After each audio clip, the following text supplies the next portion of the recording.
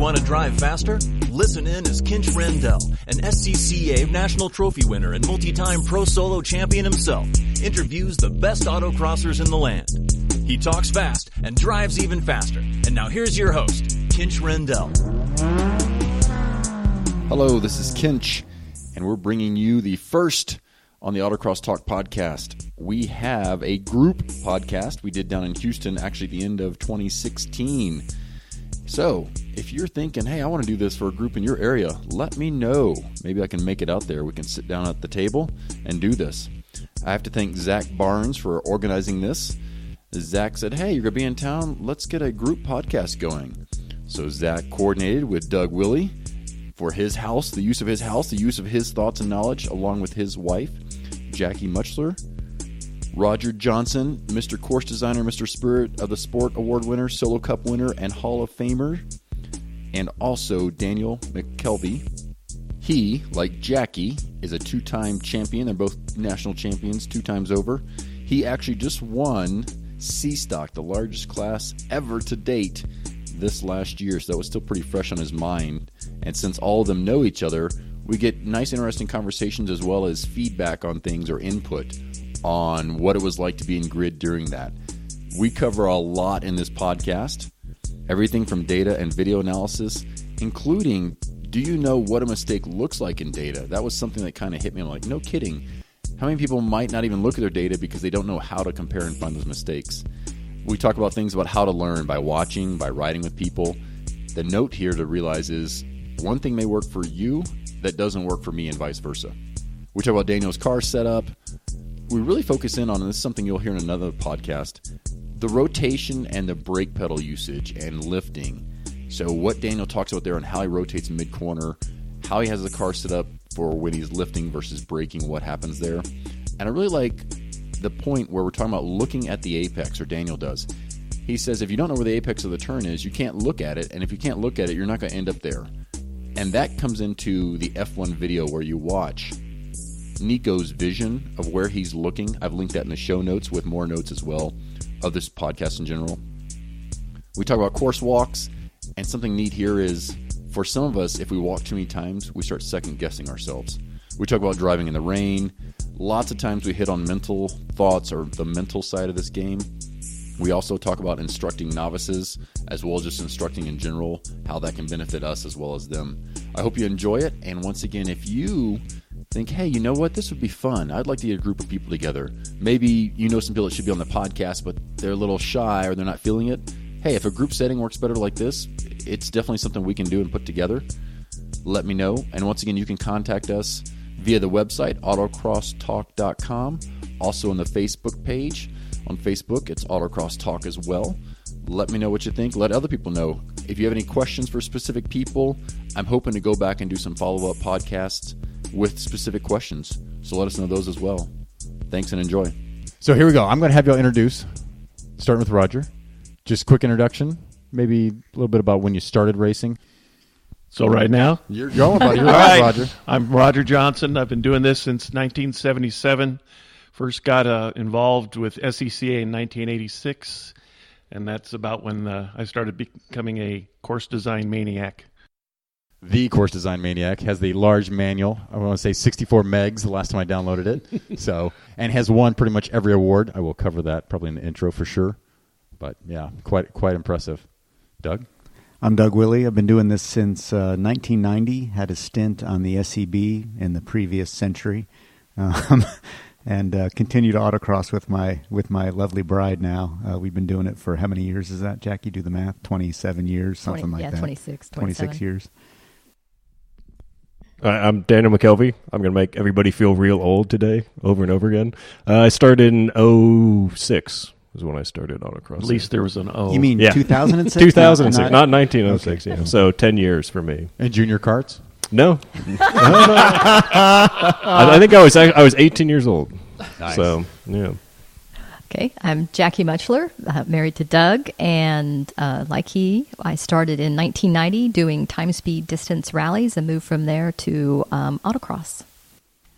I'm Zach Barnes. I guess I started in 04. I went to Nationals in 05, the last hurrah at Forbes Field, the surface of the moon.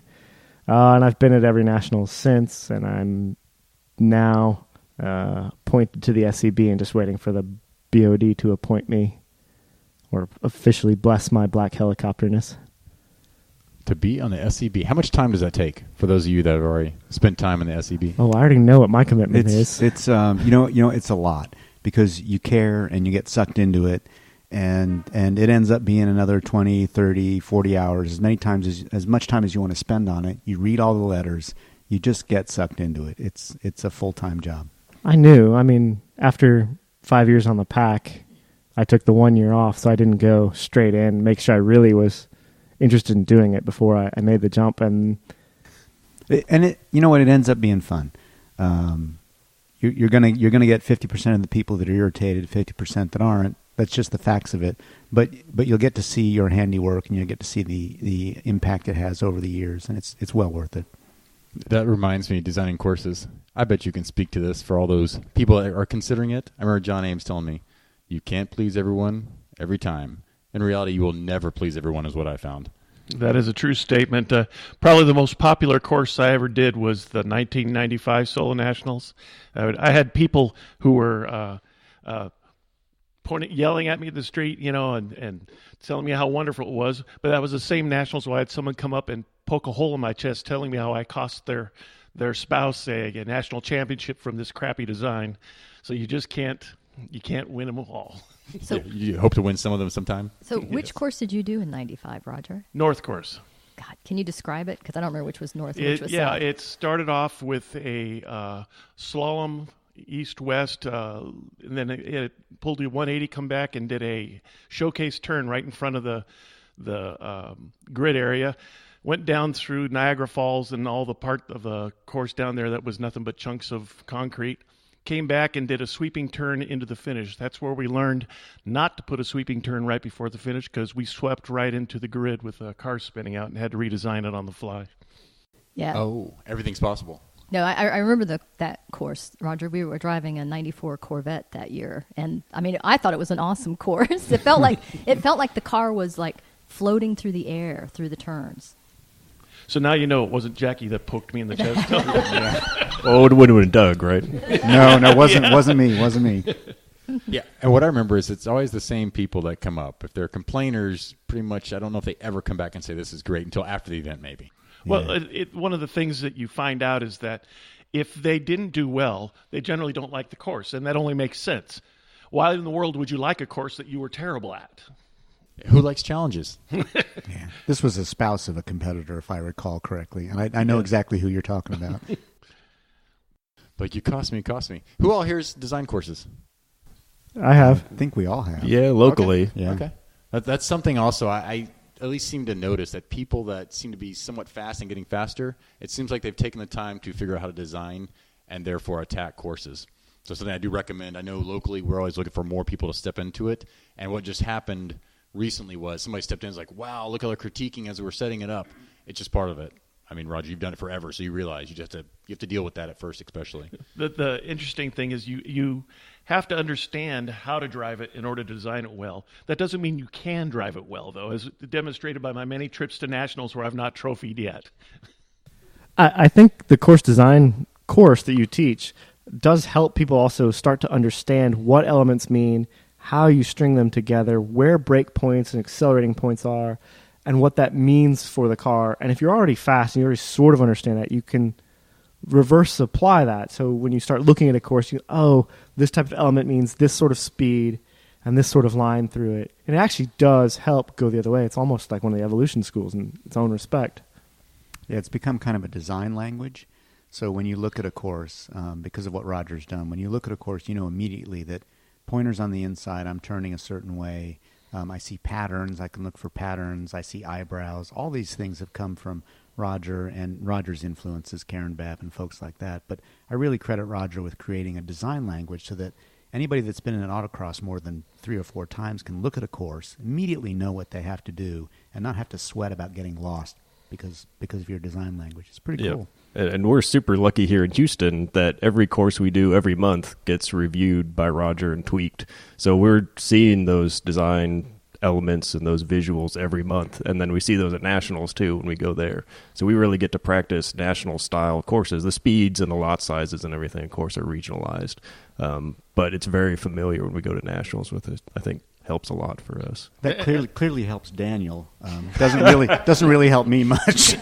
I'd like to point out too, though, that the it's not just that I'm looking at the course; it's that I know how to analyze it, and this is something that anybody can learn. I'm hoping that I can teach that at the convention this year.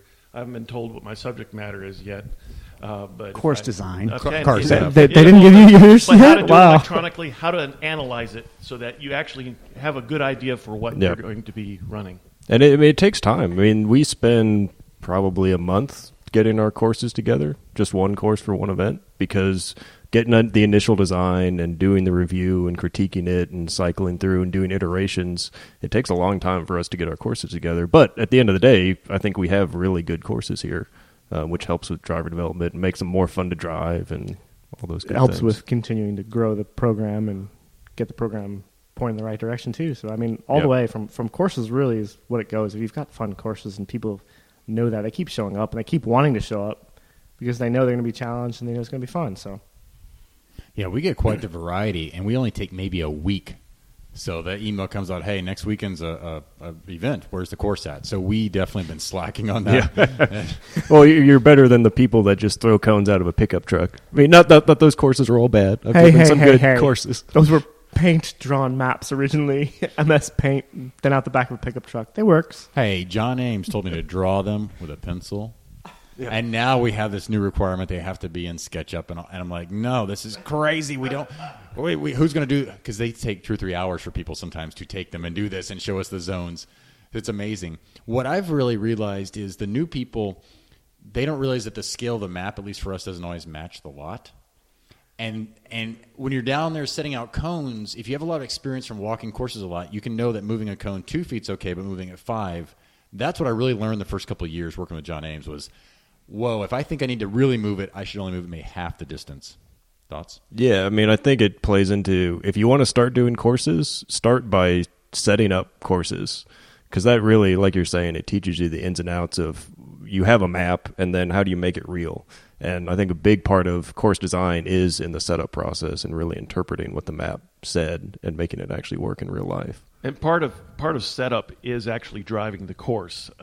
There's a lot of regions that are hesitant to drive it because they don't want to, quote unquote, ruin the championship. But it's essential to drive the course. And it can be a person, I mean, there's ways to get around it, that person gets X amount of points for that event or something like that, or they're a safety steward. You know, it really doesn't make that much difference. Are you guys driving it the morning of, or you get to set them up the day before? Yes. Yeah. Yeah. It depends. It depends. On the And I event think, side. yeah, I'm usually the one, since I was setup chief and then rookie chief last year, I guess I'm going to be setup worker or whatever going forward. Clearly, looking at my performance at local events, it never made an effect. And I was driving the course 2-3 times, and then I'd get in and do the rookie walkthrough, and I'd get in with a bunch of rookies, and that was the end of my driving really quickly. So Zach still drives like a rookie now. oh, hey, I didn't say things got better. So are you having somebody drive the whole course, or drive Yes. each section? No, we drive the whole course. That's the only way you can really tell if the sections interconnect well, where the car is likely to spin. I mean, because we want people to drive the course. We don't want them to spin out. And if there's a maneuver in there that makes the car unsettled, then we try to mellow it out a little bit. Yeah. Things like that. Yeah. So Roger makes it sound really easy. There's a brilliance to this. So I don't design courses anymore. I work with Roger on setup. That's all I do. And it's interesting to watch him because we'll set the course up, and 90% of the course he ignores, puts it where he wants it, and it's fine. That last 10% will take him 2 hours, and he'll move a cone 3 inches. I think this is going to be right. He just knows. He's done so much of it. He knows where the issues are going to be. And as they're driving through the course, he's watching that one spot. Look, see what he did there? See what he did there? We got to move that. Before the drivers even come back, the driver will come back and Roger will say, what did you think of that? Well, it was, and Roger was spot on. It was too tight. It was too open. It was too whatever. So there's a body of experience there that counts as well. And you begin to see that with Roger, locally, people like Vivek. Actually, Daniel's courses are pretty good. Zach's courses are pretty good. So it's kind of cool, but it's cool to watch Roger. He makes it sound easy. He makes it sound like everybody can do it, but it's a study. You have to work at it. You really have to spend years with it, as he has. Do you ever ride with them or just watch them from the outside? Occasionally I ride with them, but typically I like to watch it better. Okay. Because I like to get their honest reaction coming back instead of them waiting for me to tell them. Eat the mic. Now eating. No, it's so hard because we're now, first time ever in person, we can turn our heads in. Oh, That's a lot more interactive in some respects. Yeah. This is fascinating. So how many hours do you get for course setup with this involved? Well, if we do Saturday setup, you have all day. So, but usually we're out there for 4 hours, probably. 4 hours at from Gulf the time Greyhound, the time the first car arrives till the last car leaves. A lot of that is bullshitting time and getting equipment out, unpacking, that kind of stuff. But the actual course setup is probably 2 to 2.5 hours. So if it's a one-day event like a lot of us, we have to be able to compact that somehow. Yeah, so we have the sort of plan where we have someone like myself or Daniel too who shows up. Someone does sort of a pre-run, dumps a bunch of cones out the back of a pickup truck, in spite of us joking about that. Someone else is immediately following with the actual course map, and Roger's got all of our stuff scaled, all of our sites, so it's really easy. And then you immediately set it up, and it takes maybe 45 minutes because one person is going from the start, one is going from the finish. You meet somewhere in the middle. There's one quick walkthrough, and then immediately you start driving for flow and connectivity, I don't know what you want to call that, and then making sure there's no issues with the surface. And so you can compress it, into sub 90 minutes. When it's rainy or whatever out, it'll be a little bit different, or there's other hurdles. You have to adjust a course because someone leaves a trailer at like a drag race track overnight, something like that. We all are nodding. There's a tent set up in the middle of a turn for some reason. Your course is supposed to be because they don't want to tear it down in the rain. There's a festival running where your course is supposed to be. That's a whole other ballgame. So anyway, but we've got it down to like 90 minutes, but it does take a team that understands what's going on. And I think at a regional level, we're blessed with having Roger here set those up. But having the team and measured is what makes it go smooth. Now, the flip side of that is the reason why we take 2.5 hours, if we have the time, is you don't have to rush. You can take your time. And if we want to take breaks, we take breaks, and we can make sure everything's set up just the way we want it to be. And if you have the luxury of time, then we use it. If we don't, then we know how to compress it. I love that. I love the thought of I wouldn't care if I had any points for the local. I don't think I've got them all in the same class in a couple of years now. If I got extra runs, that right there would make it worth it. Plus, it's going to make it better for everyone there. So I would challenge everybody listening, if you can't your local level, get somebody to drive the course. Yeah. Volunteer. Ask to be a freebie, right? Can I get a free entry for having to put in the extra time? And one note on the people that are the people that drive the course to tune it in and everything is don't just drive it how it should be driven. Drive it wrong. Because if you just drive the perfect line, a lot of times what will end up happening is you'll set up a course that's just one line that only works if you drive it that one way. So take some turns and enter them the wrong way, push wide off the exit where you're not supposed to be, and that's where you find those pinch points that makes courses more painful to drive. So if you do that during tests, you'll be able to find those points and make the course more fun to drive for everybody, not just the people that can do it perfectly right every time. Are you saying leave places for them to hang themselves? Yeah. Yeah. And leave places where they aren't going to hang themselves by driving into a ditch or hitting a light pole or let people get it wrong and be slow without it being painful to do it that way. Along that same line of thought, I encourage them to drive it as if you've never had a autocross before. That's where you turn at each cone and then look for the next place to go, right? You'd be amazed where you end up.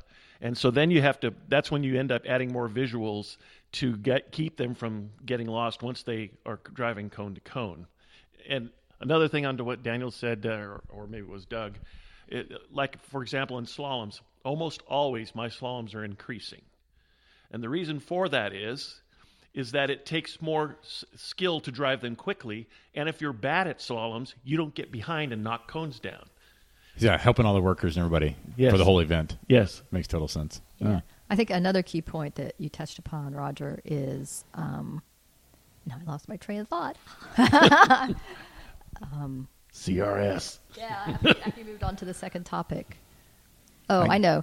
Regions should be open to feedback. So, for instance, Yeah, as you just said, if somebody drives the course and says the visuals are poor, somebody's going to get lost there. I can find my way, but probably the person who's their first time out is going to get lost. At some places you go, some people will go, I don't think that's necessary. You know what? If somebody brings it up, what's the harm in adding the visual? So I would say go for helping the novices as much as possible. I definitely tried that at our last event by putting walls. And then somebody rode with the novices. They were so confused. I'm like, but they didn't hit the cones, did they? Like, no. Even I got there, I was like, wow, it was hard to see until you got just right. So I do I'm still like, was this good or bad? How dare I put those 2 walls? Yeah, walls or pointers, like a row of pointers. Yeah. Those tend to be the most helpful row of pointers. Yeah, and that was what I was going to say. The row of pointers, if you want someone out there, they don't count. So if a rookie blows it, knocks over something that's already down, it doesn't hurt them or DNF them. They just are slow. And they feel bad about it for a minute or two, but it does give them a strong visual cue. So the wall of pointers is a key thing, I think, for more regions to maybe implement. Yeah, and I think it goes back to what we as a region have really tried to do the past few years, which is what's the goal of regional events? And it's to grow the region, right? So making our events more friendly to novices, and a big part of that is making the courses easier to drive for novices. Well, of course, still having challenges for people that have been doing it for 25 years. But you don't want to design a course that's just so obtuse that nobody has any idea what to do. You want to make it approachable for everybody, regardless of their skill level. One of the things when I was a solo RE for Houston, in order to make it grow, is we would hold parties and pick everybody's brain. What did everybody want to see out of the program, and make a big hit list on things that we could or could not implement. Just because we put it on the list doesn't mean we did, but the fact it was brought up meant that there's someone who thinks it's a need. And from that list, then you can build something that appeals to everybody. And we need to make sure that you talk to the folks who are the hardcores. You need to talk to the folks that are there just for the regional program. They want that year-end jacket or whatever it is. And the guys that come down for beer bets. I mean, for the most of the time when I was running, the vast majority of the participants were guys that would come to 2 or 3 events a year just because they wanted to beat their friend Joe in a beer bet they had type thing. Well, as long as they keep coming, it helps the program, and they could grow into a hardcore. I've always been thinking, especially since doing the podcast, the groups of people that come back to autocrosses, from the ultra competitive to I like to hang out with cars times social. I don't know how many buckets there are. I keep thinking there's 3 buckets. I'm not exactly sure. I think there are 3 buckets, and I think what's interesting is if you've done it for a while, and Zach and Daniel, you don't count. If you've done it for a while, no gray hair. You pass through those buckets. I mean, Jackie and I have had years where we ran 44 autocross weekends a year. We're kind of not at that stage right now, although this past year was 30 weekends. And so you personally will pass through stages if you're passionate for the sport, where you're just there to see your friends, or you're there to annihilate everybody that you can see. It's so you fill those buckets, and it's kind of cool when a program or region can absorb all 3 of those groups of people and make them all happy at the end of the day. And I think a lot of credit to the folks in the Houston region for making these past few years, frankly, pretty special. Very cool. Yeah, I haven't raced here in probably a decade. I came out in my mom's stock S2000, which, of course, I now bought because I don't say no to cars. Totally stock setup. It sucked, but it was fun for a little while. It drifts really well. So, yeah, this group, you guys have how many locations here now? We have 4 different sites that we run at, and they're all compromised in their own special ways. If you could put them all together into one site, it'd be perfect. But by doing a couple events at each site throughout the course of the year, you hit everybody's favorites, so it works out. Nice. It seemed like I raced down south. Is that I-45, I-35 toward Galveston? Gulf Greyhound Park. A.K.A. the gravel pit. Yeah, I was on stock tires, so it didn't really matter, but it seemed like there was so much room there. I was just like, oh, this is impressive. Yeah, so that's our site. That's our biggest site. It's a big asphalt pad, so you have the most room to do stuff with. It has a lot of elevation changes, which is fun for course designers, but in the past, 5 years probably, the surface has really come apart in a big way. I was going to say more than 5 years. It was like 07. Well, I think since Ike. I can only speak to the past 5 years, so that's what I'll say. Yeah, Ike. Part of what the issue with down there is when we were actively using Gulf Greyhound, we would sweep the lot with a commercial sweeper at least once a year and often twice a year. And we worked out a deal with the owner, the site manager, that for kind of a trade-off, because this benefited him too to get all that gravel out, because there's huge piles of gravel.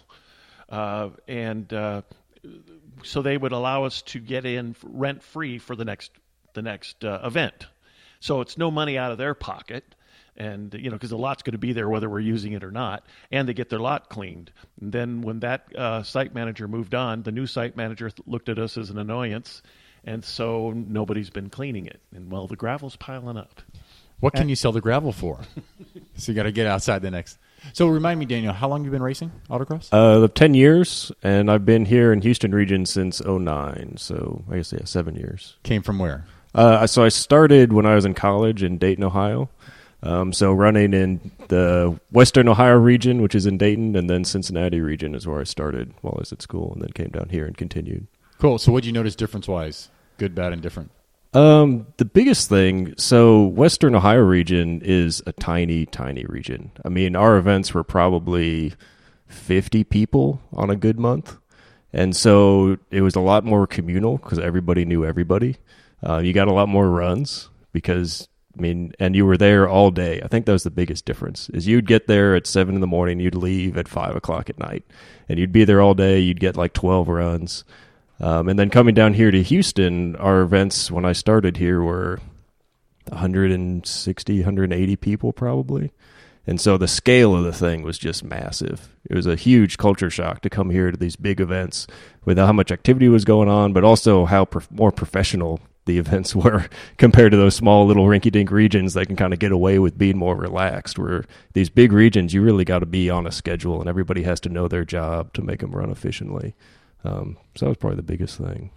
Back in the olden days, when I was in charge of the region, we were in a growing spurt. We'd managed to get our hands on the timing vehicle from the national office when they upgraded, which was a good thing for this. And we have people who would actually time during the day what time certain things happen, how long it took for that to go, all the way through the day. We'd have a chronology of that. We'd analyze it where we could improve.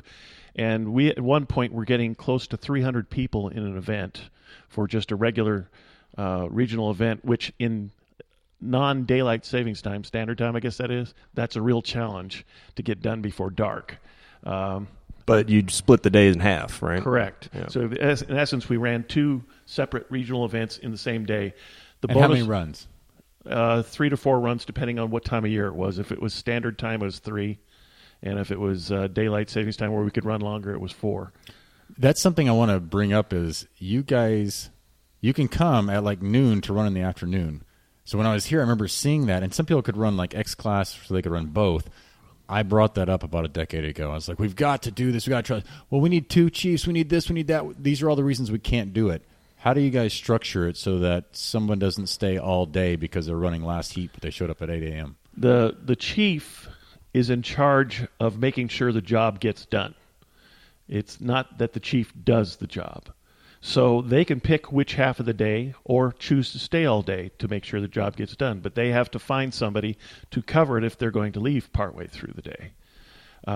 So you don't really need 2 chiefs because most of the hardcores are the ones that are on the board. They're going to be there all day anyway. So it's more on an exception basis than otherwise. Very glad. I'd like to challenge regions to try that because now that I have kids, eventually the wife's like, hey, you don't need to be gone all day long. You should get back here at some point. So running 4th heat, I've got to the point where what car can I run early in the morning in whatever class, and therefore I don't make points because of that. But the time became a little more valuable. For regions like that, we also have, and you were setting up the same day, you can have a group of people that are dedicated. That's what they do. They set up, they run first heat, and they're gone after that. And whatever, if they've helped set up the course, they're there early. They're done by 9. What it starts usually 9:30. They're gone like by 10:30. So no harm for the region. Our experience has been as well that you need to have at least 120 people to do that. Yep. Yeah, I should say we don't do it that way anymore here in Houston. Oh, really? Yeah. So when We'll edit all this out. Yeah. We still no. Well, it's still good to talk about. That. Yeah. Well, the reason we don't do it is strictly due to attendance. It's because of that. So when the economy collapsed, like in 2009, 2010, our attendance went from 180 to 80. Okay. When I was looking for the event for tomorrow, I was wondering, is it that small because of the weather or what was going on? Yeah. So over that too. yeah, over the past however long it's been, 6 years, we've been working our way back up towards getting that magic 120, 130 average that you need to be able to run a split day. So we're kind of on the cusp of being able to go back to that format, which I think everybody's excited about. But which ironically then makes the program grow. Because people who can only come half a day come. But it's really bad if you don't have enough workers at the end of the day. yeah, if you have an event and you only end up with 80 people and you only have 60 people in the morning and 20 people in the afternoon because of the way the day splits up, it's really, really tough. So Yeah, that's interesting. I'm trying to think of Toastmasters things that helped us grow a Toastmasters club. But of all things in autocross, we used to have 300 people when we had DIA. So I'd never thought about the economy or something, but when we had that big lot in 90-second courses, 300 people. And somehow magically, almost like it worked out better. Yet I feel like at this point, we always have over 100. But it seems like we try to put too many workers on course. When we couldn't the other day, I counted, took a photo, like we have 13 workers total on the course. It's like a pro solo. This is working. We can actually get away with it. So for you guys, 120 breaks out into some magic number of probably course workers as much as anything for the other assignments. Yeah, Probably about 20 course workers per heat Yeah. for 4 heats, and then you've got your setup, your tech, whatever, and your committee members that you're getting constant work out of timing. So let me reiterate. You're saying basically since you have a morning, you have 2 sessions in the morning. So you have to have course workers for 2, and then also the same exact thing in the afternoon. And you run 2 tech sessions, you run 2 registration sections, 1 in the morning, 1 in the afternoon. So you really have to have enough workers to do a full event for the morning and a full event for the afternoon. And actually, the second registration is later in the morning. It's not really in the afternoon because the cars start running in the afternoon. So Yeah, it's like Yeah. 11 o'clock or whatever it was. But still 11 compared to me setting up at 6 or 6:30 in the morning is, it's still huge. So. Yep. No, Yeah, I did the math at one point, and I think, having like 60 people in each section was what you could get away with. If you had 5 heats, 5 corners, 3 workers per corner, plus a couple registration people, plus a couple timing people, plus a couple tech people. Don't forget that starter. Yeah, and starter. Sometimes. I want you to talk about nationals this year. I was actually in grid when you guys were running. It was drying conditions, if I remember correctly. It seems like Jason Saney came in. I walked over to see the tires because he was on the wrong tires for the wet conditions. And he's like, oh, yeah, we've got 800 road or miles on them, plus this, plus that. I don't know if they were half-life, but it was sticky. So tell me what you were doing building up. Where were you sitting after day 1? So do you want to do a little more background besides that? Please, fill in. No. So this was C Street this year, which was the biggest class ever we've had at Nationals. So just that by itself was an amazing thing to be a part of. And then, so we're talking about day 2. I was leading coming into the day, but only by like a tenth and a half, something very small margin over Garfield and Kvetko. Were right behind me. And it started raining during first heat.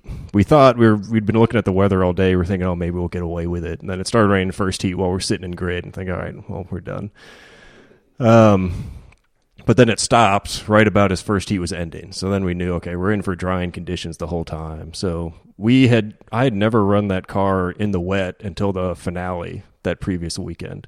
So we didn't really know how the car would handle. We didn't really have a wet setup. I mean, we just softened everything on the car a little bit, just kind of threw some shock settings at it to see what would happen.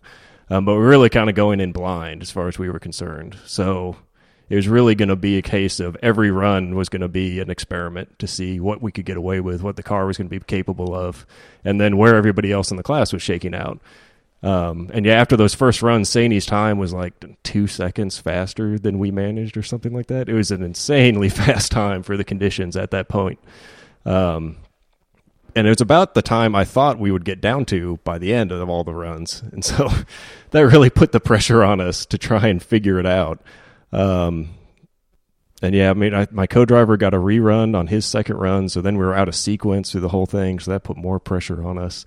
And then it all came down to that third and final run for me. And I think when I pulled to the line, I was sitting like 5th place or something, just way out of contention. Julian, who was right behind me, had a worse day up to that point than I had. He was down maybe 10th or something like that. And as I'm sitting at the line waiting to go, Julian finishes. And the announcer announces his time, and he'd done the time. He had taken the lead by about a second over everybody else. And the starting line's right there among the stands, and everybody's cheering and going crazy. And you're just sitting there in the car. It's like, all right, well, now or never, let's go do it. And it was the best conditions of the day. Pretty much the whole first half of the course was dry at that point, or at least had a dry line. So you're pretty much maximum attack all the way down to the far back corner. And as you make your way back up through that long 7-cone slalom, about the 3rd slalom cone in is your first puddle. And then it's just sopping wet through the whole rest of the course from there. So you're going instantly from maximum attack, dry line, to, okay, trying to find the puddles, trying to avoid the puddles, making your way through the thing. Had a couple big moments, for me at least, a big slide on that final turn going to the finish. And then when I came through the lights, I looked over at the time, and Julian had run a 58.9, I think it was. And so I thought, okay, I've got to run a 58.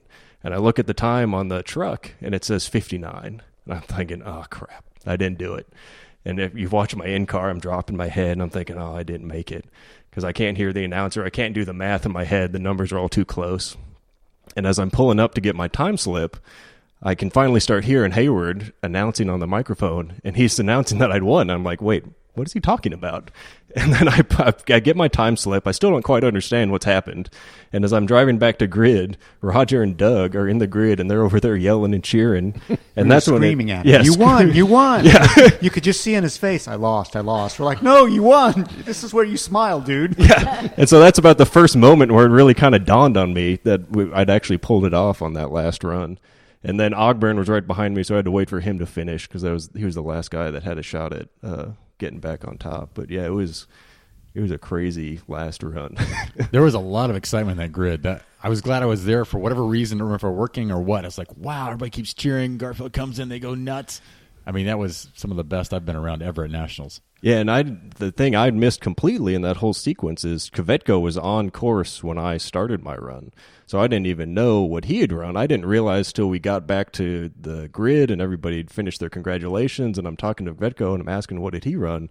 And that's when I realized how close he was, because he was only another 10th or so off of us. I mean, it was incredibly close finish to that heat. A lot of fun. Probably one of the magic moments at Nationals. You know, if you ask me 20 years from now when I'm in the old folks' home, that's something I'm never going to forget, because you're watching these guys run, and we're watching Daniel at the line, and we're watching every car come across, and all these guys, every one of them was performing at an incredibly high level. They're just chipping away. They're pulling 1.8 seconds off, but they're chipping away, and the lead keeps swapping. And you're like, this is magic stuff. And you're looking at Daniel thinking, what's in his head right now? You know, because if it was me, I'd wet myself and the run would be over. But, you know, Stone Cold Killer over here, he went out and he got the job done. And you know, that's like the Cubs win in the World Series. It's one of these things that's you're not going to forget. It was a bunch of people performing at an incredibly high level. This guy ends up on top, and it was really cool to watch. And not just because Daniel's from our region. That would have been cool no matter who won. No, that's not true. It was really cool because Daniel won. But it was interesting to see. So that was, first of all, it was on the corn side, and as he was saying, that showcase sort of solemn. I was standing next to the timing vehicle because I was taking over after Hayward for the next heat or something. I don't remember. And watching everyone come through that. Locally, we know Daniel is super tight and tidy, and he hits that first puddle, and he skates a little bit wider than Daniel usually skates. And I was like, oh, well, there it went. Yeah, and we all thought you blew it there, Daniel. Yeah, right about there. I was like, well, there it went. There's a 10th. I'm down the rest, and he comes back through, and Hayward explodes and goes crazy, and I stopped listening because I was running up to the grid at that point. And yeah, we're all looking back, waiting for Ogburn because Mr. Goodyear, test driver. He had skills in those conditions, clearly, right? So, speaking of stone cold killers, and on that day, Daniel, you know, it's just tight and tidy enough through all of that, and so much faster. I think through the first half, you'd have to give us what you knew from the data. Yeah, so I don't know if everybody knew this, but Whitener was actually collecting data from all of the Texas region people running in C Street at the end of each day. He wasn't sharing it with anybody. He was keeping it to himself. But at the banquet on that night, he got us all together, myself and Gavetko and Ogburn, and he laid all of our runs over top of each other. And so we could see, all right, who was faster there, who was faster, who made the mistakes, how much time was out there potentially if one of us could have done the perfect run. And I think, on that second day, I'm trying to remember, I think against my time versus Ogburn, we ended up running about the same raw time. But I think I was about 0.8 up on him until you hit that puddle. And then I lost about 0.4 when I hit that puddle and 0.4 in a slide near the finish. And so we ended up running about the same time at the end. It's a really great thing that Widener does. I know he does it with STS too. He's done it a couple times, and he did it for us last year, which is great. Being able to compare with the rest of the people in your class and see what's possible. Did you look at data or video in between runs at Nationals? No, I don't tend to do that very much. If something's really wrong, like if I'm a second off the pace, then I'll pull the data out and look at it and see what's going on. But typically, I like to try and block most of that stuff out and really just focus on what I'm doing in the car. So I don't change setup when I'm driving. I don't look at data. I don't look at video. My usual thing is after you finish a run, take about 30 seconds, a minute to yourself, replay the run in your head, and find those like one or two corners that you messed up and decide, all right, what's your plan of attack? What are you going to change for those one or two spots to improve? And I find if you do that, that's all you really need in the heat of battle. When you finish at the end, then yes, I spend, hours looking at video and looking at data between events. But while the event is happening, I don't like doing it. I think it's distracting. You didn't spend hours looking at this data. No. You just stared at the trophy, right? Yeah, pretty much. Yeah, I was going to agree with you, Daniel, in terms of, when you get done with a run, the first thing you need to do is actually just sit there sort of on your own and think, okay, 1, maybe 2. Once you get past 2, yep. I can't focus as I'm driving on more than 2 places where I want to improve. And that's one of the things whenever I instruct novices is it's like, pick one thing. I know some of them are eager to they want to try and improve everywhere all on the next run. It's like, no, pick 1, maybe 2 places. Yeah, and I think the trick that really makes all that work is, 1, being able to do the rest of the run the same while changing that one thing and not making 10 mistakes everywhere else. But then 2 is being able to identify without data, without video, what mistakes are. What does a mistake feel like? And a lot of that does come with spending the time doing the deep dives between events and then studying your tendencies and seeing what kind of elements do you usually make mistakes in.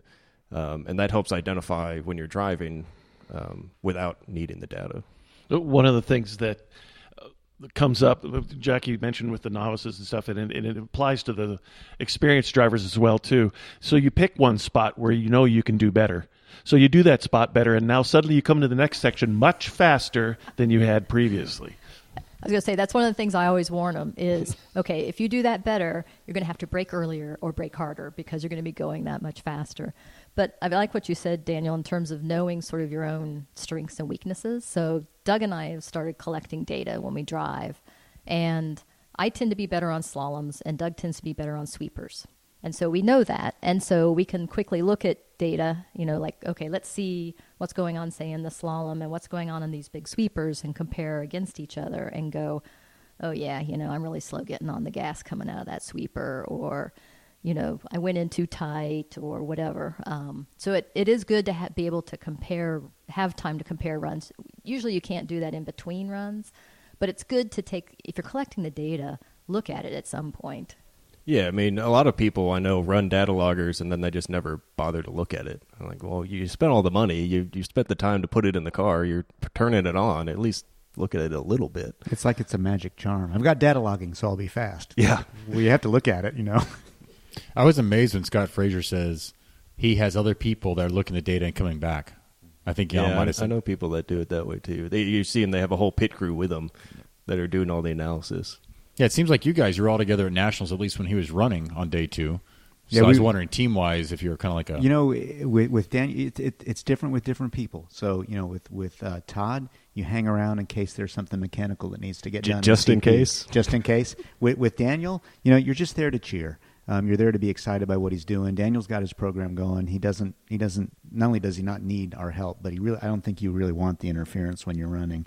That's my sense of it. It depends. I mean, there are times where I'll ask people, all right, what are you doing here in this corner? And it's usually because I walked it, and I had a plan based on my walk, and then I drove it, and it's not feeling right. It just isn't clicking how I thought it would drive. Yeah. And so a lot of times I'll pick people's brains just to try and figure out, did I miss something when I walked, or is it just a weird corner and it just drives weird and that's it? Yeah. Or to get that kind of feedback from people. We try and make a mental map of who's running when, and it's not just the Houston region, it's the state of Texas. Yeah. And you make sure that everybody's got somebody there. And, you might not do anything. You might just walk up and say, hey, nice run, good job, can I help you, and then walk away. But I think if you run in the state of Texas, you're always going to have somebody from Spokes or Saska or Texas region or Houston region or somewhere is going to come up, and they'll be there when you're running, and they might just smile and give you a thumbs up. Might be Brian Burdett, might be Daniel, might be Jackie, might be Roger. Could be anybody, could be Zach, but there'll always be somebody there, and that's really cool. I think it makes a difference, even if they don't do anything other than just wave at you. You know they're there. I think Spokes actually, Tom or Rich or one of the guys from Spokes usually puts up an entry list, and they highlight who's running and where it is. It's on one of the doors, probably right next to the injury count for nationals. It is, as a matter of fact. So you can tell who's running and who's injured by that. So that's the way it goes. And you'll be hanging around in the beer garden, and we'll have the radios on from one of the courses, and somebody will say, all right, well, See Prepared is getting ready to run, or a class that we know we have Texas people, and everybody just loads up in the golf carts and heads to grid together. If See Prepared, we're bringing pickup trucks. Yeah, and filled with tools, filled with tools, toe and straps, tires, toe straps. As usual. Now, that's what I've noticed even with Whitener running the finale in his car. It was amazing. Like, oh, we're going to do this, we're going to do that. And there was, oh, we're going to go walk the course together. I mean, that was impressive seeing the whole team thoughts, and even to, oh, we're going to check the alignment of cars before and after. And some of the things picked up from the podcast are pretty amazing, just the different team aspects of that. And then I can realize for Pro Solo, it is so handy, especially for the new people. We've had some show up, and I didn't know they were coming, let's say. And they had no clue how structured this was and what was going on. And, oh, I missed something, so they're going to DNF my runs. I would tell everybody out there, if you're going to go off to a Pro Solo, make sure people in your local region that are going know. Or let other people at the Pro Solo know that it's your first time and ask questions. I know I will help. Most people there will help you because they were there the first time going, what is going on here? So without getting into what I will be talking about at the convention, which is attracting and keeping rookies, one of the things Daniel and I did is we have sort of a cheat sheet to help rookies at any national event. And then when you build up enough peer pressure and local team pressure, as you were calling it, to get rookies, we had something like 7 or 8 Houston region rookies, which is a huge turnout for a region of our size even, at nationals this year. And it was just, they had the cheat sheet, they knew who to come talk to. Some of them brought brand new cars that they still had paper plates on, slapped set of tires on, and still showed up with no sway bar or whatever, just because they had the pressure, they had the cheat sheet, they knew they could talk to anyone on the team, and they got introduced to the larger, I don't want to say Texas region because it's not truly a region. Texas region is DFW, but it's a state, and it really is a team mentality, and the Whiteners take it to a whole new level in their own right. So yeah, if you have that, you can definitely get more rookies out there, get them into that format better. And they have experience at national tours, at local pros, solos, and then they get to the big show at Lincoln, and they're very well prepared. I want to say of the 8 that showed up, I want to say 5 or 6 were very well prepared. 2 or 3 of them had. Yeah, I think 2 or 3 trophy winners out of those first timers. Yeah, it was crazy in that respect. So very good to have that team mentality. I think as a state, and Texas has its own thing going as far as mentality that way. So if you can get people together as a region and join together with other regions, form your own little team commune, you can look out for each other and help each other out going forward. And that's huge for developing the sport, increasing connection to the sport and within the sport. So yeah, I think nationals hooked me. Jeff Lundgren's like, you got to go. I'm like, I've done like 70 events. You've got to go. And I've gone ever since. That was 2001, I think, or 2002, I guess. And just blew me away when you see 60 S2000s or something, or there were 30 Type Rs. just blew me away to get there. Wasn't competitive whatsoever, but just amazed at what was going on. Yeah, I think if I remember correctly, our first year we went to nationals. It was 5 of us who went from our region. One person who had been before, and it was myself and Doug, and then another couple. And so he convinced the 4 of us to go up, but it was great because he walked us through the whole process. Here's what you need to do when. Even where's the best restaurants to go eat, when to show up, how to walk the course, how to prepare your car. So, I mean, that makes it fun and not intimidating. And you actually already have your support group right there. And so it makes you want to go back. Of course, when you see a semi pull in and unload 6 cars, that is a bit intimidating. That is intimidating. But at the Yeah, same time, I was about to say, some people out there in Colorado... That was intimidating, but I have to say the flip side of that is the first year we went to nationals, I still remember a guy showed up in a Corvette. He had a big German Shepherd in the car with him. He had a sheet of plywood on the top of his car with 4 wheels and tires on it, and he had a tent. Yeah, he pulls up, and so Jackie and I immediately go over to talk to this guy, right? Because he's got his German Shepherd in the car with him, and we chatted with him for probably an hour. I mean, this guy was the spirit of the sport, right? He's got a ZR1. It's a rare car at that point. He's got his tires strapped to a plywood sheet on the roof. You're like, seriously, dude? As in he drove there he with drove, them he, on the he roof. drove there with them on the and then roof. he camped out in a tent that was set on the concrete. And the guys from the East Coast will know who this guy is. I don't remember his name, but he was awesome. And he was, you see that and you're like, this is what this sport is about. This guy rocks. So you have that and you have the big sort of Greyhound buses and trailers, and you're like, okay, it's not so bad. Yeah. And now in Lincoln, and just like in Topeka, you have the torrential rainstorms. And when those happen, those guys that are camping out, usually you're looking for someone to like crash on a floor or a trailer to crash in. Stephen Waller and his co-driver Austin, I forget his name, they had Fort Kickass or whatever. It was on the back of a trailer a couple years ago, and it started raining, pouring, and they like ended up inside their F-150 just sleeping, and they towed up from Louisiana and spent the night in one of the more severe storm fronts we'd had in a while. I remember I went back to the hotel, and the windows were rattling the whole time. Yeah, it was terrible. Yeah, I tried to stay in that 3R trailer. Actually, I guess and it stormed. I'm thinking, I can get a hotel room. I can afford this because I do like to sleep and thunderstorms don't work. So if you can handle not sleeping or thunderstorms, camp out there. That's fine. It's funny at nationals, everybody needs something different. So the rookies need people to convince them that, dude, it's just an autocross. Deal with it. But the folks that are trying to win the years that around when Jackie won her first championship, we had a Texas pair, the Langleys. It was Duke Langley and Fred Langley that would watch out for us. And Fred would walk over and said, you take care of that little girl now. And Fred would go wipe all the rocks off the tires, and Duke would stand in front of near Jackie's window to make sure nobody could bother her. Because everybody wanted to come over and say, what are you doing here? What are you doing there? And it usually wasn't the ladies' class drivers. It was the men. And there was one guy in particular who I won't mention who came over and kept trying to get past Duke. And Duke just looked at him. And the guy tried to slip. I need to talk to Jackie. And finally, Duke, who chewed tobacco at the time, spits on the guy's shoe. And so the guy runs away and runs over to me later. He spit on my shoe. I'm like, well, you shouldn't have been trying to bother Jackie, I guess. So everybody needs their own sort of personal flavor of team. Everybody needs something a little different. I need Quaaludes and Valium or something. But it's cool. It's cool when you have that. It's about the people and the people around you. That's what makes that particular event so incredibly special. Is all those people are there to help you out. Win, lose, or draw. You might have only 2. You might have 50 people there standing around trying to help you out. That's pretty special. Yeah, and I think going back to what we touched on earlier is the people that stick around and keep doing it is no matter what the racing part of it you're there for, it's those relationships and having those teams and knowing people. That's really, at the end of the day, that's what keeps all of us coming back, regardless of the competition part of it. Yeah, it's amazing how many people you start to meet and see across the country. Oh, yeah, I know. Yeah, I've made it over there.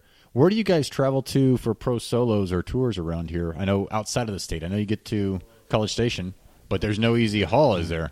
We go everywhere. I mean, we go to Jackie and I have been to Wilmington, Arkansas. Back in the day, we go to Denver routinely. You remember before nationals? Maybe you don't remember. You might be a punk too. When they run at Stapleton, they'd have the week before. They'd have the week before the nationals, or 2 weeks before. They'd have a pro and a tour. They did in August. August. And back-to-back weekends, they did a pro and a tour. And so we'd go up and vacation for the week in between. We did both.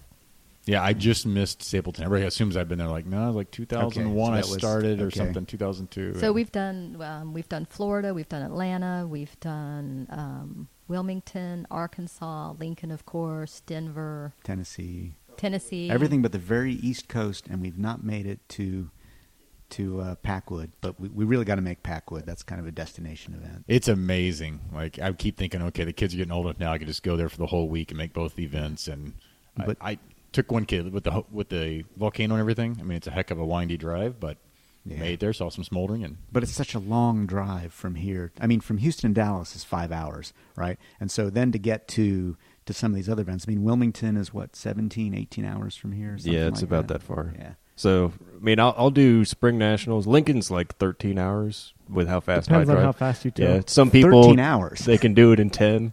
I don't know what you guys are talking about. Yeah, I don't know. Nobody around this table. Not in an MR2, you didn't do it in 10. Yeah. The Blytheville's Durango and the E350 made it in about 10 and a half. Yeah. Blytheville's 9 hours for me. So, I mean, those are, other than outside of the state, those are kind of the nearby ones. I mean, when you start Ohio events in Toledo and Wilmington are 17, 20 hours away. So for us, close is 13 hours. yeah, that's where Denver. Nobody should complain there with Lincoln 7 hours away. Some of us try to get there several times a year because it's like, okay, it's an extended local event. I think in that respect, Houston spokes in San Antonio and Dallas are a little bit blessed that we have A&M because it's very similar to Lincoln. I found every time if we set up our car that's slightly pushy at A&M, we're pretty good at. I don't like pushy cars, you know that. Well, I was just going to say, I set my car up slightly loose at A&M. That's Yeah, what I but was. I've set mine always up pushy. I always do you're just fine. Zach, at Lincoln. Zach, So Zach, see, that's where we you're argue. doing it wrong. Yeah, let's take a vote here. Slicks. I think you're Okay, back. I slicks, think you're slicks. backwards. I'll give you that. Slicks are a little bit different. If they Yeah. push a little bit at A&M, they're about perfect once the rubber is laid down up there Yeah. at Lincoln.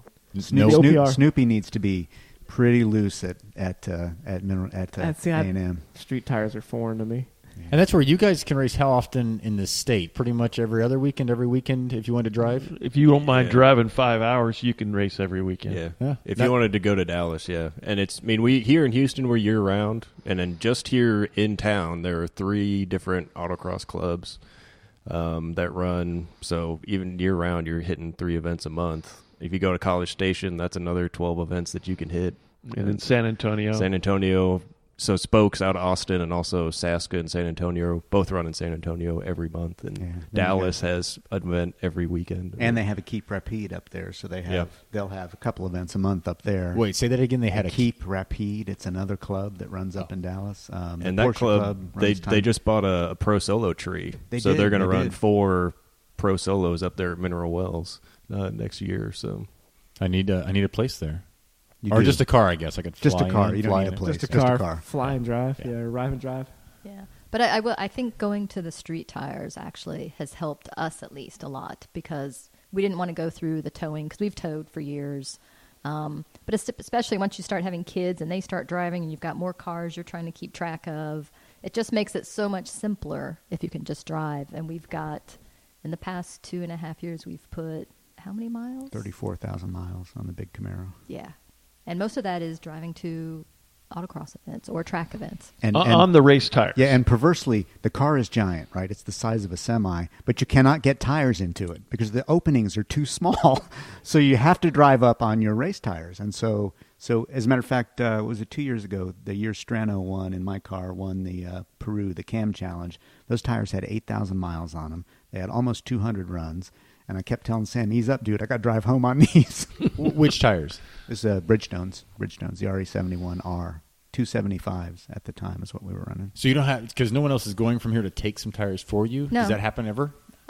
We have at Nationals year before last. Yeah, we had Todd take some tires up that we didn't use, but he brought them up for us, so it was Yeah. good. Wow, so you were actually commuting on the Bridgestones. Yeah, as a matter of Oh, fact, yeah. they're on the car now. It goes everywhere. It's in Snoopy's doghouse over there. The car goes everywhere. It goes to the grocery store. It goes to soccer games. It goes everywhere on Bridgestones on these silly RE71Rs, and they just go everywhere. And when they wear out, we throw them away and get some new ones. Nice. Mine are just sitting there on the trailer, but I'm not sure. I hope they like freezing temps. But that's amazing though that you can drive them there, still be competitive. And what, Sam won a pro or tour? This was Cam Challenge. Cam Yeah. Challenge. So he won. He beat the Unsers that year. He beat a bunch of folks. Right. in the And that Cam. was, we at the had- time, it was an F Street car, right? It was literally an F Street car. It had It was nothing F-Street done to it. car, and we had gone to Wilmington and done a pro and a tour, the two of us driving. Right. And then I think I had flown home, and then you went and did the Cam Challenge with Sam as your Right. co-driver. And you Sweating- said 200 runs. Let's 200 repeat that. 200 runs you're getting out of 200 a autocross set. runs. Sam's runs were like, his last run was like run 197, I think, on those tires in the rain at the challenge. And so granted, I don't think they were great tires in the rain at that point, but you know what? The street tire thing's been good just for that reason. I don't know if we'd be as involved in the sport. We'd still come out locally. But would we be traveling across the country if we'd had to have a trailer? No, I've got no room for a trailer here. I don't know where I'd put it. Roger's garage, I guess. Doug, what does your car weigh again? One more time. It's 3,800 pounds. So it's about 4,000 pounds with me in it, about 3,700 pounds with Jackie in it. And she subtracts weight. She's so svelte. Of course. That's a great endorsement, though. That many runs. Because I came from Yeah. the Hoosier days and just... Yeah. Now, I won't lie to you. These tires were, when I got home, it was like, whoa, take those off. They're done. They were done. Yeah. Yeah, but still, you made that many miles. That is so impressive, and I think it's really helped people come out more, not only competing-wise if you're going to travel, but once again, the fact that they last so long.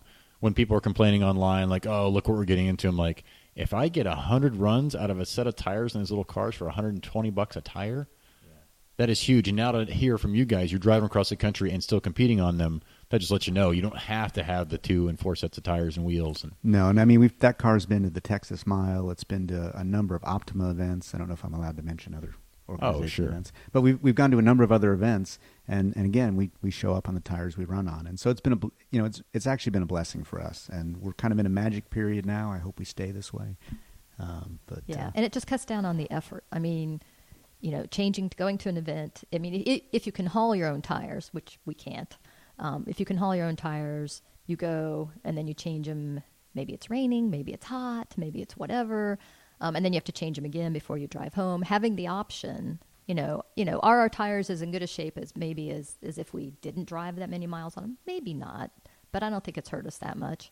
But it makes it so much easier to be able to do that, to have that option. Yeah, no kidding. Just the changing. For some people, they're just not going to think they can compete unless they can change. And you guys obviously proving you don't have to. You can show up there and drive on them. And once again, Jason Saney, I went and looked at his tires after that run. It was like, he's 2 seconds ahead. I'm like, on the wrong tires. I'm going to like, wow, and you don't have much tread. He's like, oh, a rumor will come up that these tires aren't any good. And it goes all around the internet. He goes, it's just a rumor. It's not true. These tires are great in the wet. Mm-hmm. Sandy's among those that can just drive. Yeah, I mean, he is a professional, right? So Is he still or was? I don't know, Jason. pretty sure he still has a ride. I don't know what I he's think doing he still anymore. has a ride. Yeah, he deserves one. So Yeah. what's cool about this sport? Jason Saney, Hike Cotter, Randy Popst, O'Gorman, the new guy. Start listening to people: Daniel, Daddio, John Ames, the other Roger Johnson, Andy fast Hollis. You go back down the list of these folks that are really good drivers, and the list is endless. Sam Strano. I could just keep talking. As an autocross participant, you get to run with these people, you get to talk to these people, and these are some of the finest drivers on the planet. And that makes the sport super cool. You get to hang out with these folks that are just incredibly fast. No other major sport can you do that, right? I mean, I don't get to hang out with the great soccer players in the world because my kids play soccer. I'm not hanging out with Nico Rosberg, although he's quit now, so maybe soon. Maybe he'll come autocross. It could yeah, let's hope not. Tell That's been them one- the taxes are good in Texas. Yeah, they That's are. another great selling point to rookies to get them to come out to national tours, pro solos, whatever is. Look, I played high school basketball and ran track, but I'm not going to show up and play ball with Michael Jordan or Kobe or whoever it is these days. And I'm not going to run at the Olympics, but I can show up and race the Andy Hollis or, Doc Strelniks, who are the greats, who are drivers of eminence, more jackets than there are days in a month, whatever. And you can walk on the field and actually compete with them. and measure yourself, and that's not something you can do in any other sport anywhere. But on Hike Cotter, I'm still pissed he left no talent in that teal car. He took it all with him. I think you Sorry, left Brian. the talent. You just haven't opened the right box yet. There's only so many boxes on an MR2.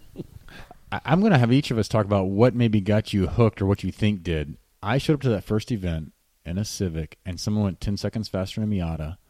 And I don't know what part of competitiveness, but I said, wait, we've got a steering wheel and a brake and a gas pedal. How is that possible? And that was kind of the beginning and the end of still, how does somebody beat me when we had these couple of things here? Roger? Actually, how I got into it was when I was going to art school, commuting to downtown. I carpooled with a guy that had a helmet in the back, and it would roll around back there, and I'd pick it up and like put it on.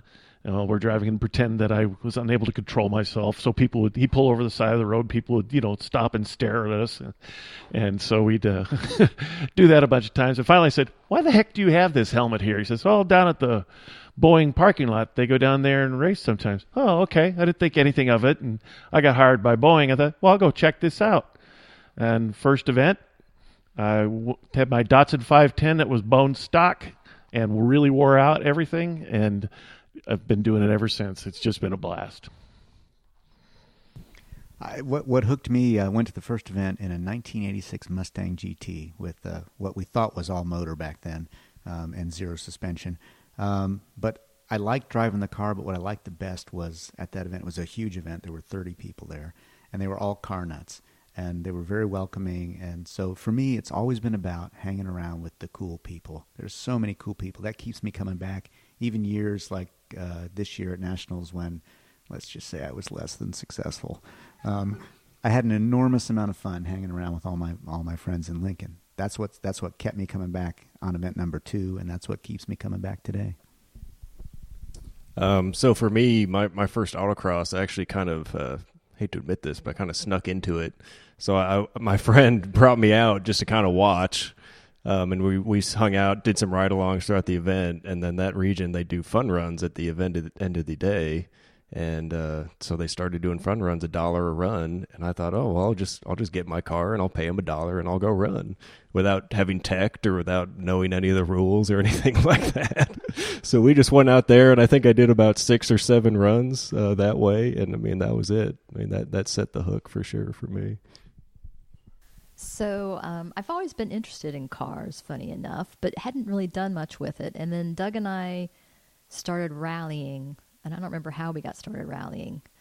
I don't remember, but we did. It was a mistake, but we did get started. And I was the navigator, Doug was the driver, and actually we were pretty good. We won a couple of national TSD rallies, but it was becoming a bit of a problem because they did the rallies here mostly on Saturday nights, and autocrossing requires you to be up early Sunday morning. And Doug was also autocrossing.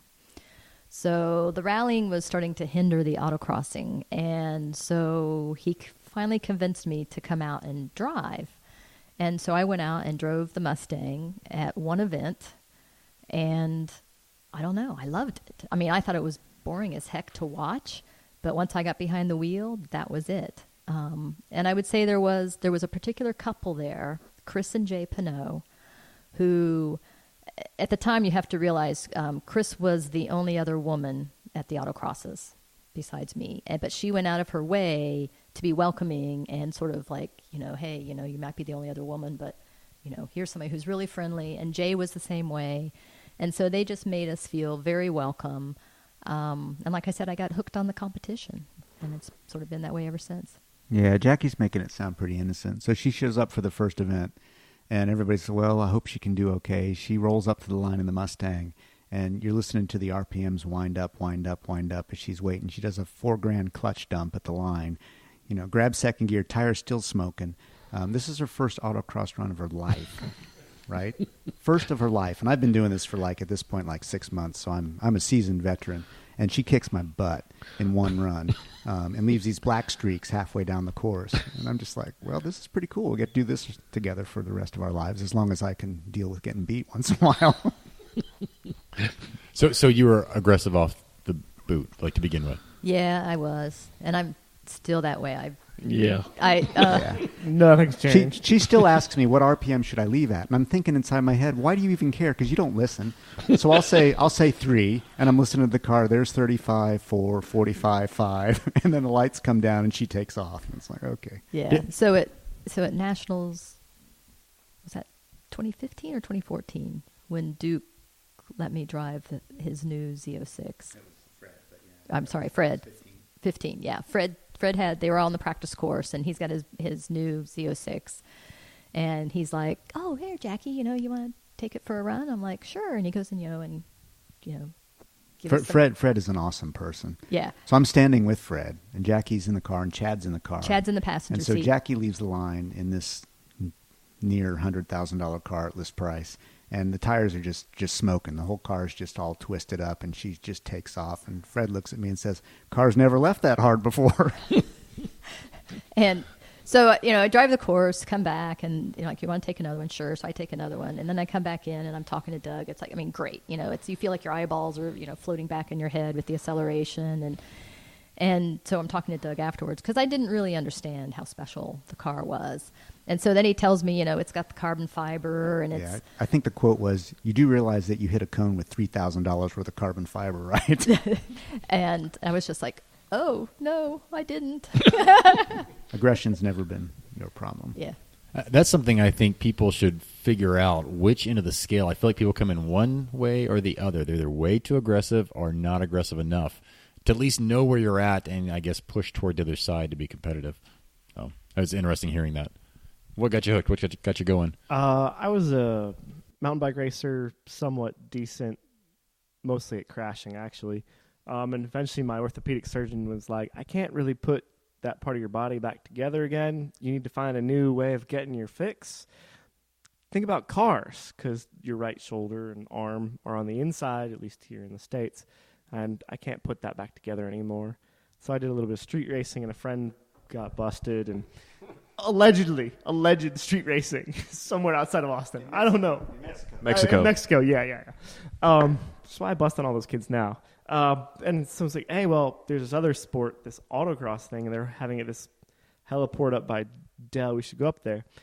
And I threw my Honda Prelude, four-wheel steer, as Andy Hollis called it, constantly variable rear toe, into the weeds, I think on all 4 runs. I managed not to get it in the ditch. I was like, this is kind of fun. I got to go vacuum out the car.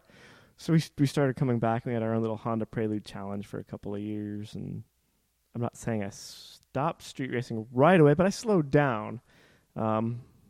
Picked up some rallycross from there, and then it just sort of stayed, as everything fell away, and it just became like, I'm doing this. I'm going to keep doing this. The Hollises were great. Anne would decide not to come to an event, and it's well-known payment to Andy Hollis is a bottle of tequila at the Hollis Hilton, and so I would bring my bottle of tequila, and we'd make margaritas or tequila slushies, whichever, for a weekend, and so I drove his car a couple times, and then it was like, wow, I get to race with all these people. It's great. There's the community that I missed from the mountain bike racing community. I've got it now with cars, so this is what I'm going to do. Very cool. Yeah, what keeps us coming back is amazing.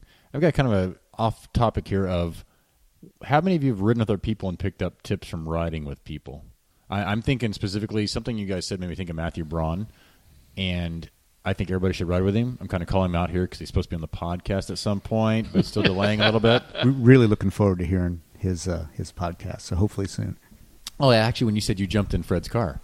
Yeah. So he made me get in his Corvette. And I'm like, I don't drive rear-wheel drive cars, really. Why are we doing this? And then he tells me afterwards, oh, well, you can't drive it with the nose because I have it set up for this. But it was amazing to see the other end of that. I think if we could all pay to have a ride with Strano and then Matthew, that was invaluable to do that. So thoughts on riding with other people, what you notice, don't notice, if it helped you or...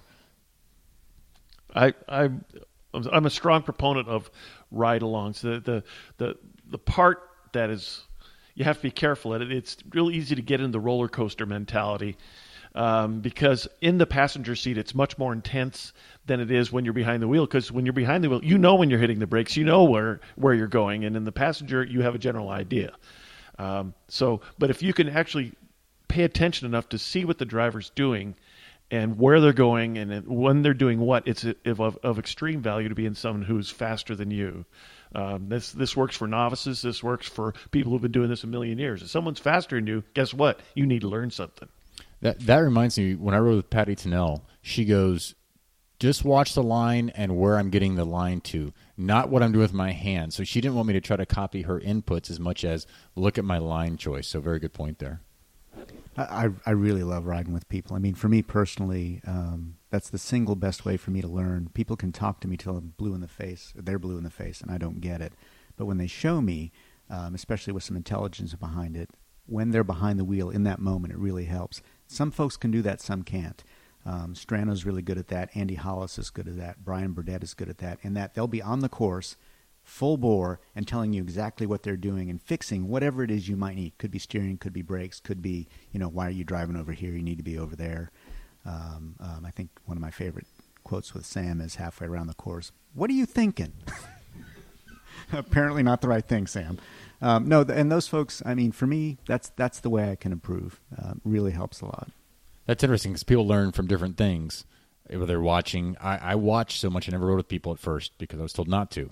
But I'd watch John Ames be like, oh, he did this, he dipped there. I would just copy, not having a clue why, but hey, you're fast, I'm going to try to copy that. So that's good advice to find out what works for you if it's riding with people, or if you haven't tried it, try that. So, yeah, I might be the odd man out here on this one, but I'm trying to, since you asked the question, I've been thinking, and I don't know that I've ever really taken a ride with somebody with that goal of watching them and learning from them. I mean, I've had people ride with me and have them comment on my driving a lot, and I find that very helpful, and I watch people a lot. I mean, I really study when I'm out there working or just when I have my heat off. I mean, especially when I started doing nationals and you see guys like Madarash and Strelniks and Hollis who really, I mean, you can watch their line and see that they're just doing it different. And just from the outside of the car, you can see what they're trying to do and learn from it that way. But yeah, I've never really jumped in a car with somebody else. I guess maybe I'm just too shy to ask for a ride along. But yeah, not the way that I've learned up to this point. That reminds me, it is fun to get other people that are national champions in your car. And I've had that where, and sometimes it's not even, they don't have to be that much better than you. They will do something different than me sometimes. I'm like, oh, I had the wrong assumption. I think it was Bob Klinger one time. Someone's co-driving. I'm like, I slowed down there, and he just went flat through that. It was amazing. And then Tom Barry, I got to hop back and forth with him in a Civic of all things when I went out to Cali 2 years ago now to get Wong's. It was kind of enlightening to have somebody else that's driving. He and I kind of drive similar, but we definitely took some different choices. And he goes, well, without data, we don't know.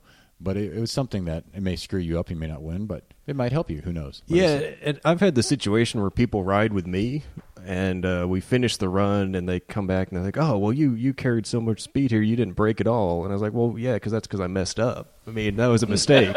So I'd say, I mean, it's a caution for people that are trying to pick it up that way is that, I mean, nobody does a perfect run. So if somebody does something really different out of the box, I mean, sometimes it might just be because they screwed up. So just be careful. Yeah, good point. Assumptions keeps killing me in this sport of, oh, I should assume this because so-and-so said that. And what did you get? He said something earlier to that same effect of if you're riding with them, if they blow something, there is never a perfect run. Oh, what you pointed out earlier was once you get something right the next run, you're going faster and faster. The biggest thing I can tell myself at Pro Solos is I want to be a late breaker, but I keep thinking I go later and later. And guess what? I'm going faster and faster. So everybody here is laughing and shaking their head, but that was my assumption forever. But I keep hearing on this podcast from top levels, they want to slow down early.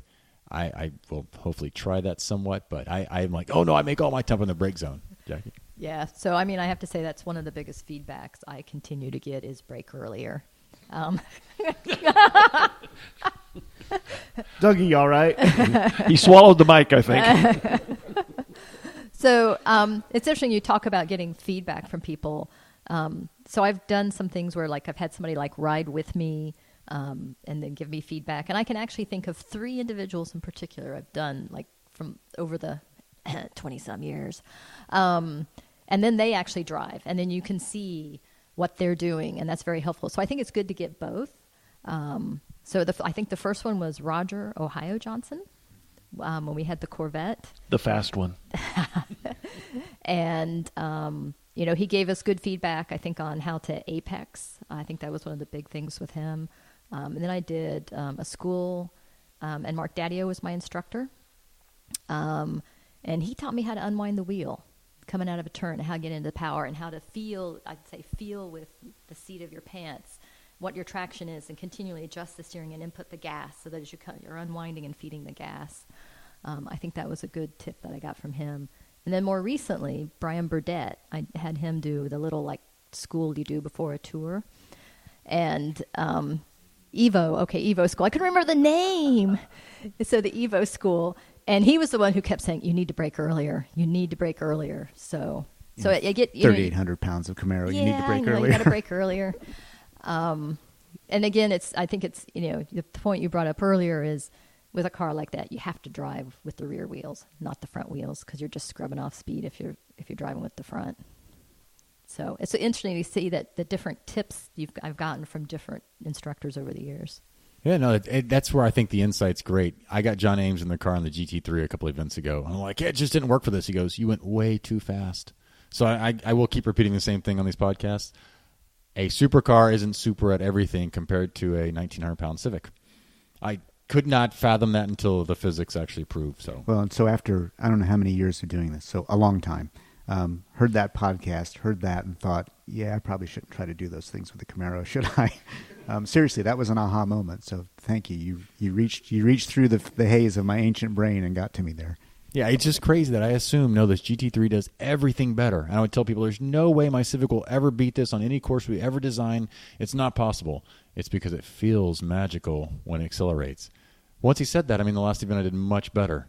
I realized, I was just trying to go too fast. It's what I think most rookies are making mistakes, where you said you looked at your data and you blew 4/10 plus another 4/10. I swear when people are pushing into a turn, it's usually half a second, I tell people.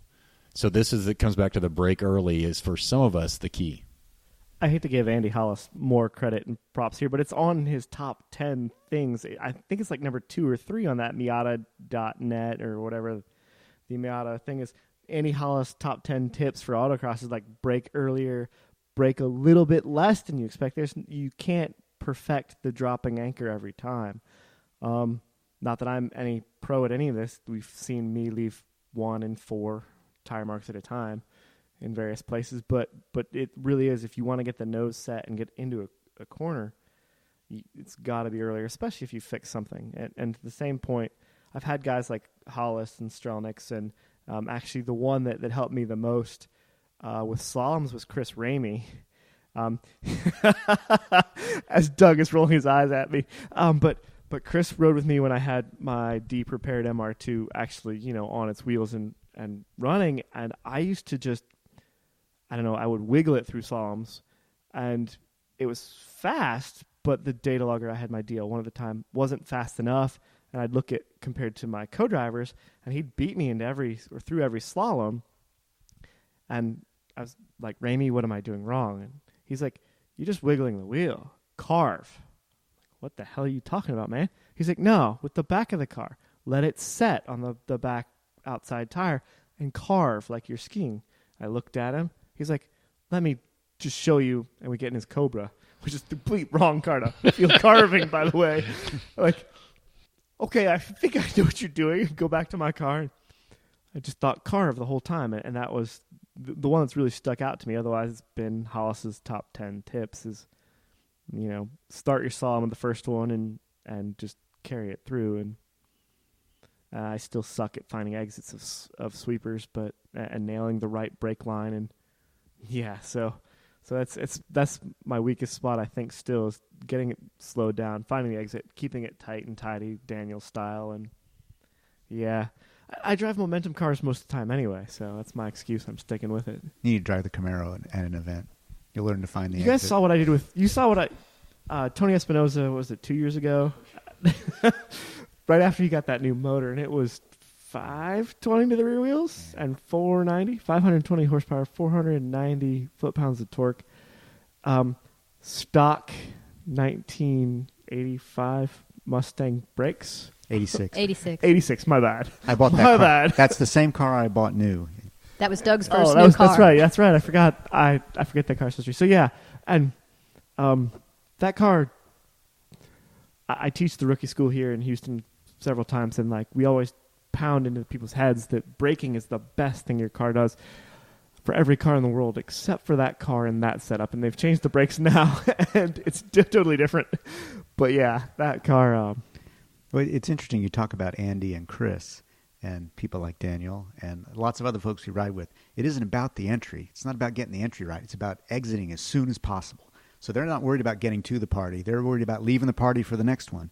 And it's all about the exit. And John Ames is one that used to say, what is he, Apex late as early as possible. Apex late as early as possible. Early as possible, Late yeah. Apex as early as possible. Yeah. It's about getting out of the corner, not getting into it. Yeah, you got to find the exit to get there and get there as early as possible, yeah.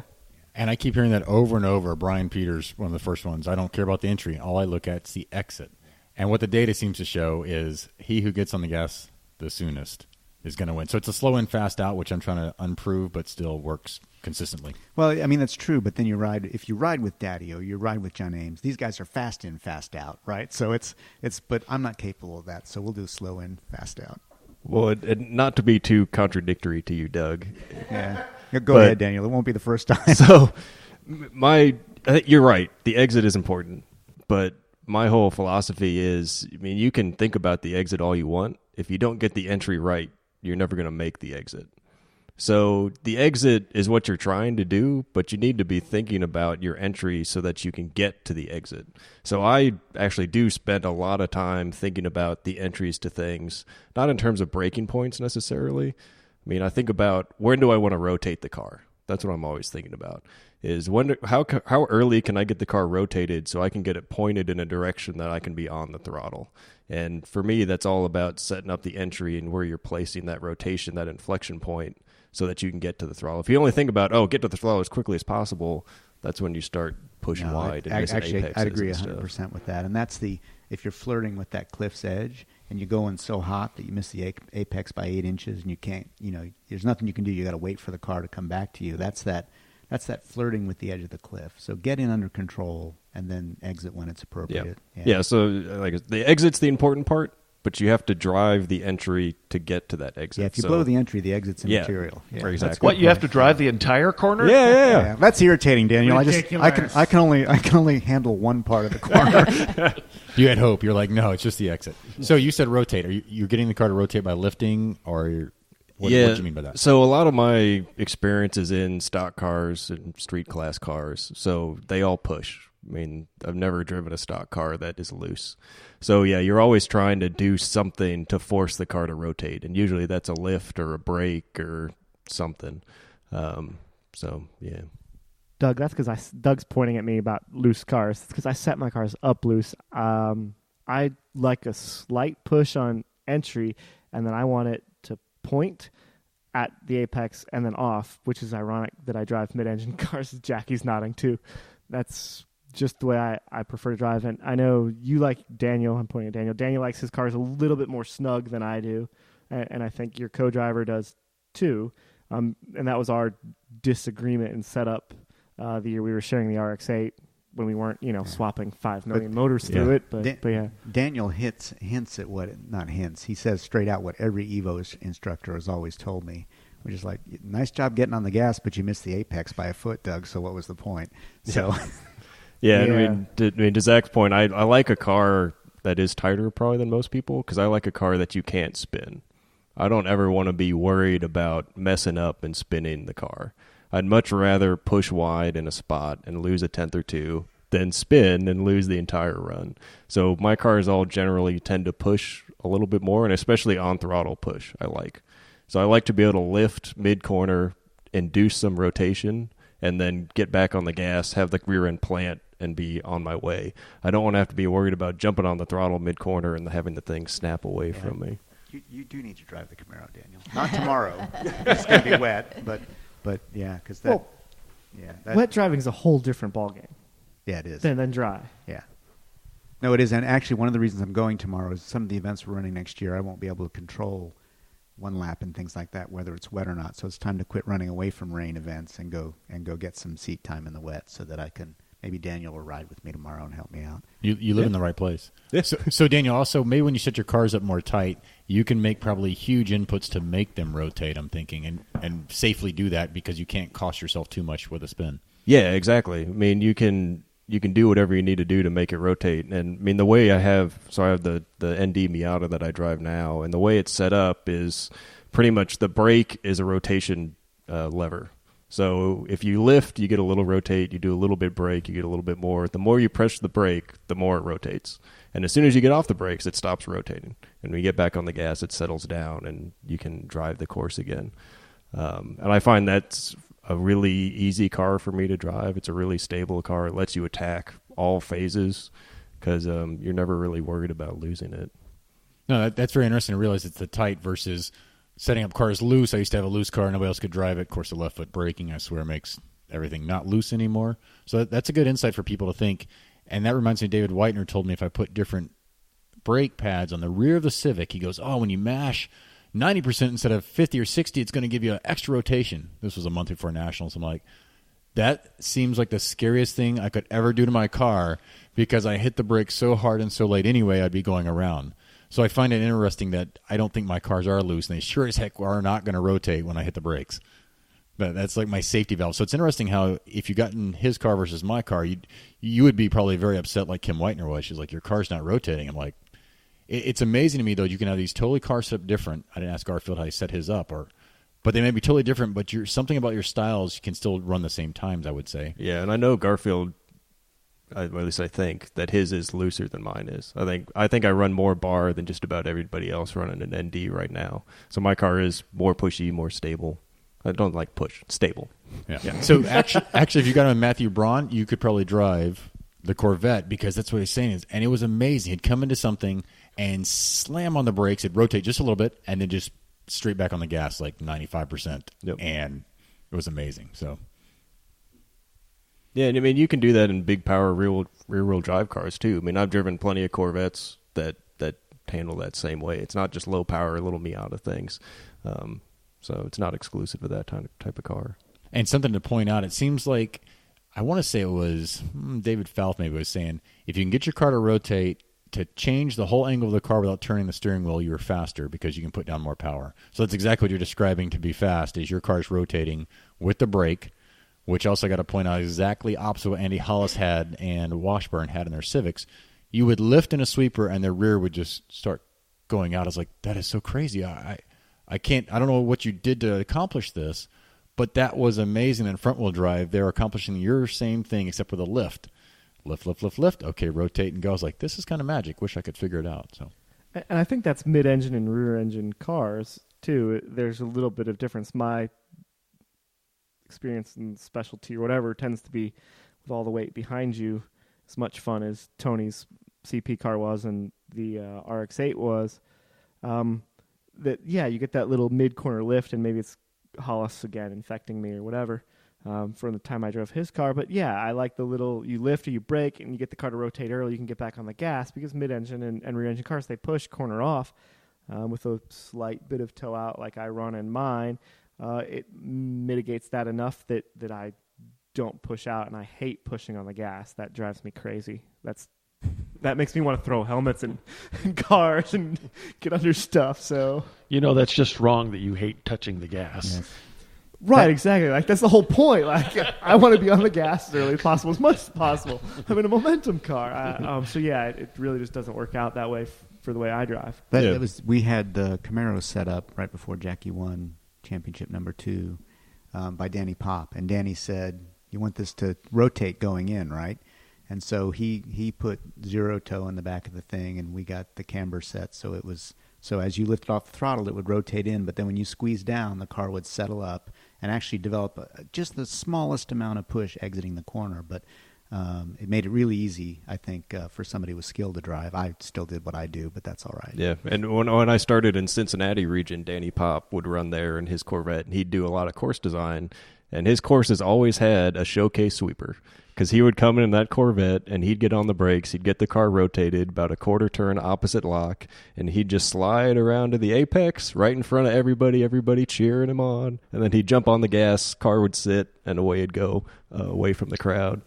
Yeah, I think he definitely likes the same Yeah. thing you were talking about. Let's get it stable because I want to be able Yeah. to. Well, because my big thing is once you commit to the throttle, I mean, you're committed. I don't want to be in the throttle, out of the throttle, in the throttle. So a car that you can get in it, get all the way in it, and not worry about it doing something that's going to make you lift out of the throttle all of a sudden, I think is a lot easier to drive and That's ends up being exactly what faster. Jackie Stewart says. That's almost a word-for-word quote about what he says. So there you go. You're just like Jackie Stewart. The wee Scots. I don't have the accent, but I'll take it. We can work on that. And that makes me want to challenge people. If they're not as competitive as they want to be and they have a really loose car or really tight, maybe they should try the opposite just to see.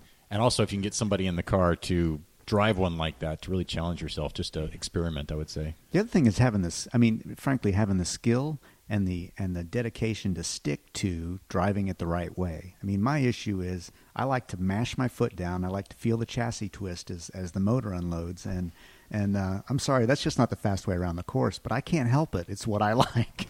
But it looks pretty. Well, sometimes it just looks backwards, but If you had a Civic, you would get rid of that right away. You would never have that issue because you could not ever feel that. well, we did have a Civic. And that was what we started with. So, but you're right. You don't feel that in a Civic. Which No. year? Which Civic? It was a 1984 Honda Civic S. It was Jackie's car. And he just took it racing and brought it back like Andy Hollis was doing? No, we Actually, don't- we raced it one time, and that was it. But then we sold it to Roger, who then sold it To Larry Peak. Larry Peak, who turned it into a race car. No. Oh, yeah. He turned he it into a did. CSP car. CSP car. And then he sold it to James Rogerson, and now it's a G production or H production car. It's been to the It's runoffs an a couple H-Prod times. car, H yeah. prod car. It's been to the runoffs, and yeah, it's got Wow. an $18,000 motor in it. Whoa. You're like, can I get that back at some point? Yeah, For he's- $500. Yeah, exactly. Can I get that's that? what I sold it for. So does anybody here left foot brake? Yeah. in On and off. in automatics only. Okay. Roger, you do? Yeah. Okay. But the danger with left foot braking is what a lot of people do is they hover, they think over the brake, but they're not hovering, they're actually pressing. Yeah.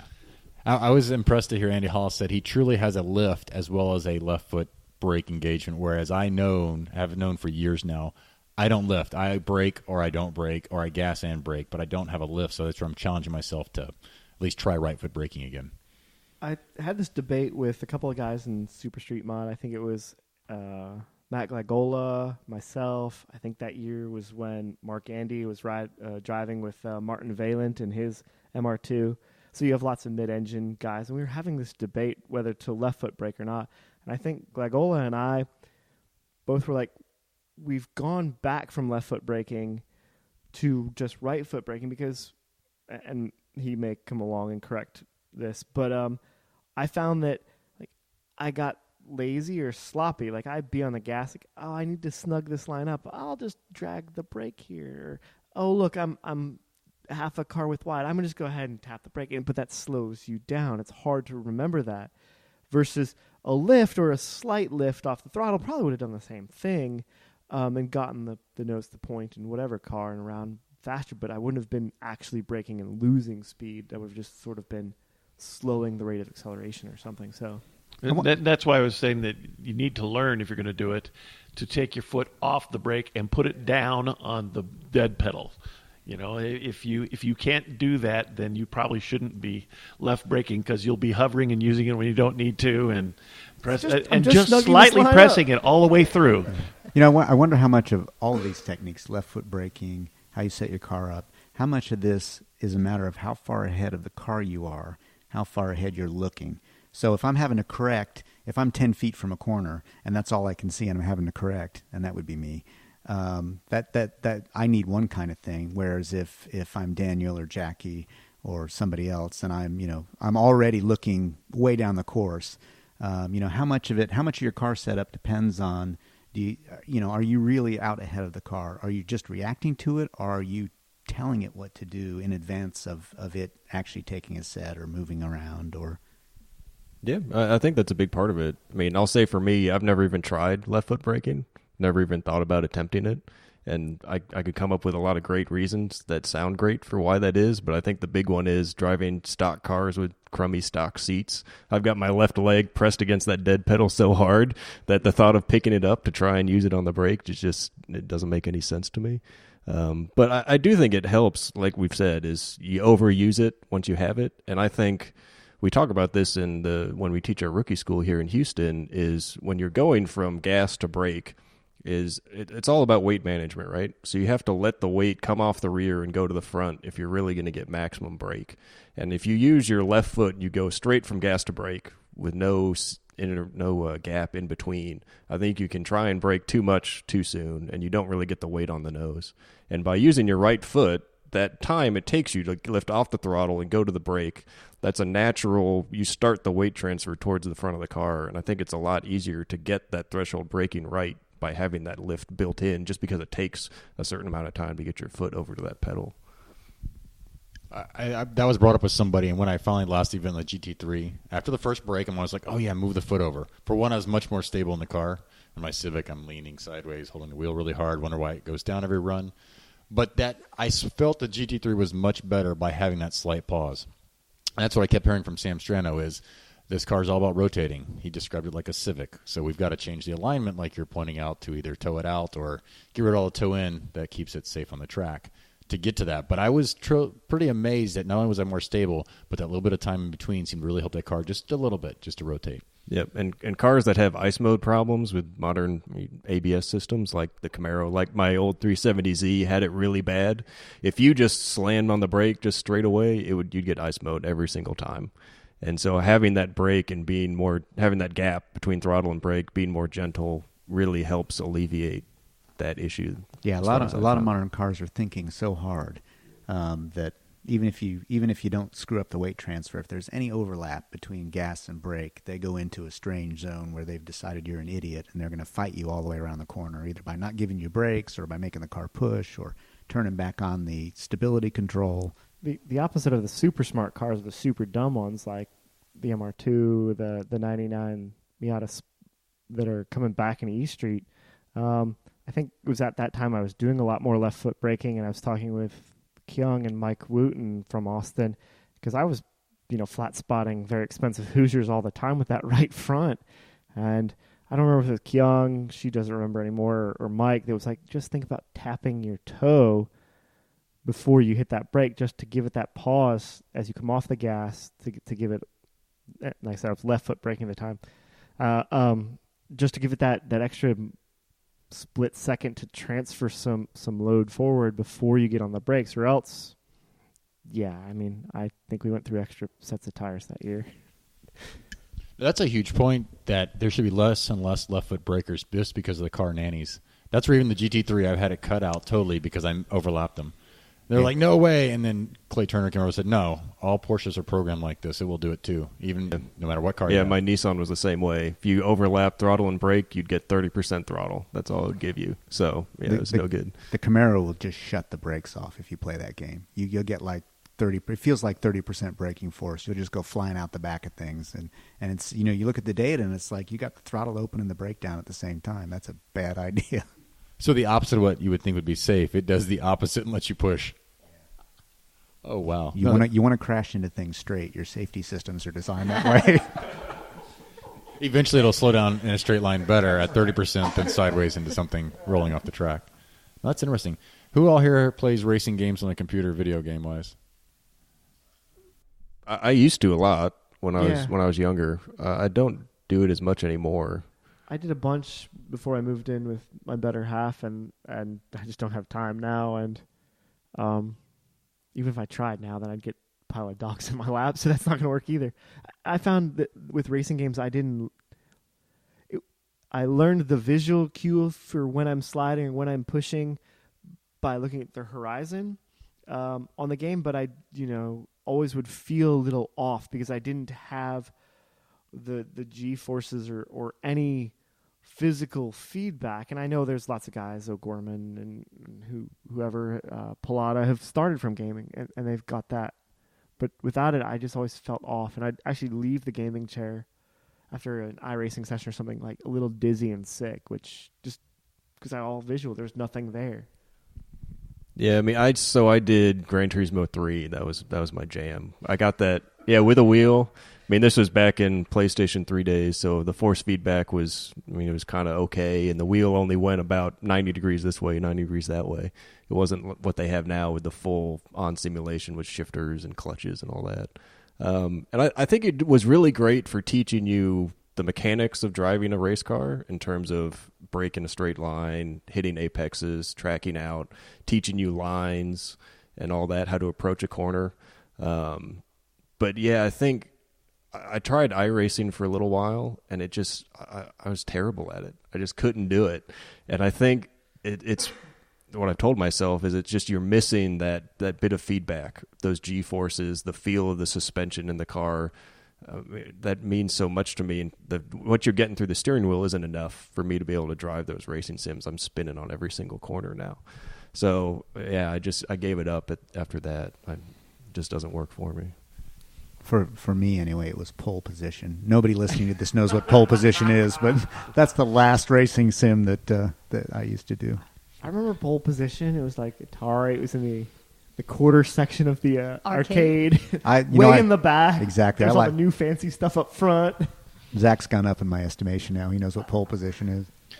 For me, I looked at it more of a entertainment. Whenever I have my racing friends over, it's always a good thing to pull out a game like that because we're so ultra competitive that becomes a moral imperative to be the fastest one there on this thing. We had this racing game called Grid, and whenever my wife and I would play it, it wasn't who would be fastest. It would who would keep the longest from making it where it could only make left turns because it got pounded so bad. Wow. Oh, one thing about the steering wheels, they said you can adjust the feedback. I have tried to drive a new Civic in the racing game on wet. Impossible. I couldn't figure it out. They said you have to adjust the wheel and turn down the feedback of all things. Yeah.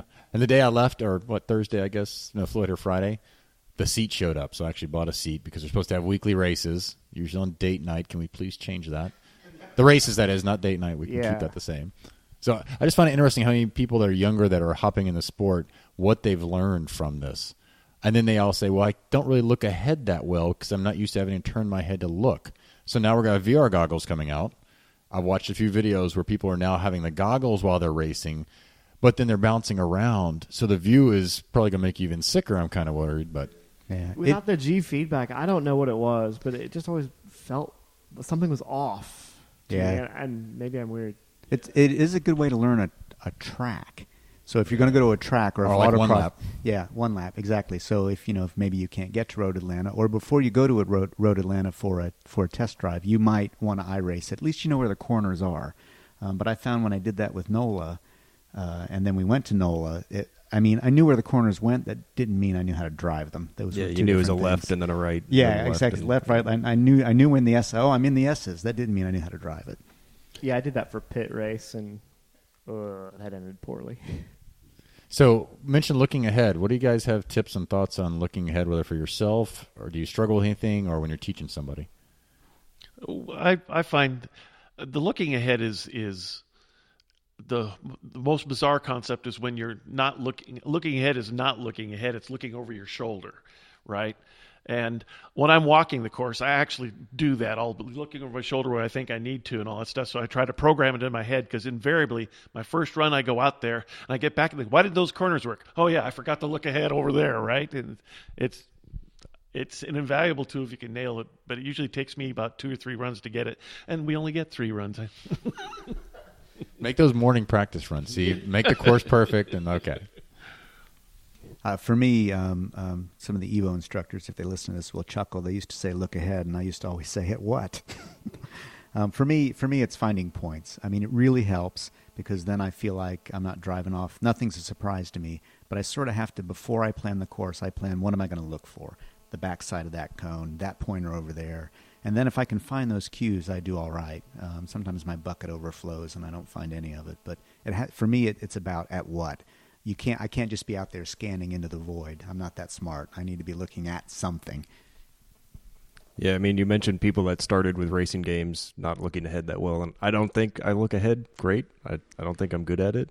But when I try and teach people about it, and what I try and do is use it as a tool of mean, we talk about how do you know if you got a corner wrong? Well, you need to be able to look ahead so that you can see where you are. I mean, if you're just looking at this cone and then you're looking at the next cone, you don't have any perspective on where you are on the course. Are you setting up wide? Are you setting up tight? Is the car pointed in the right direction?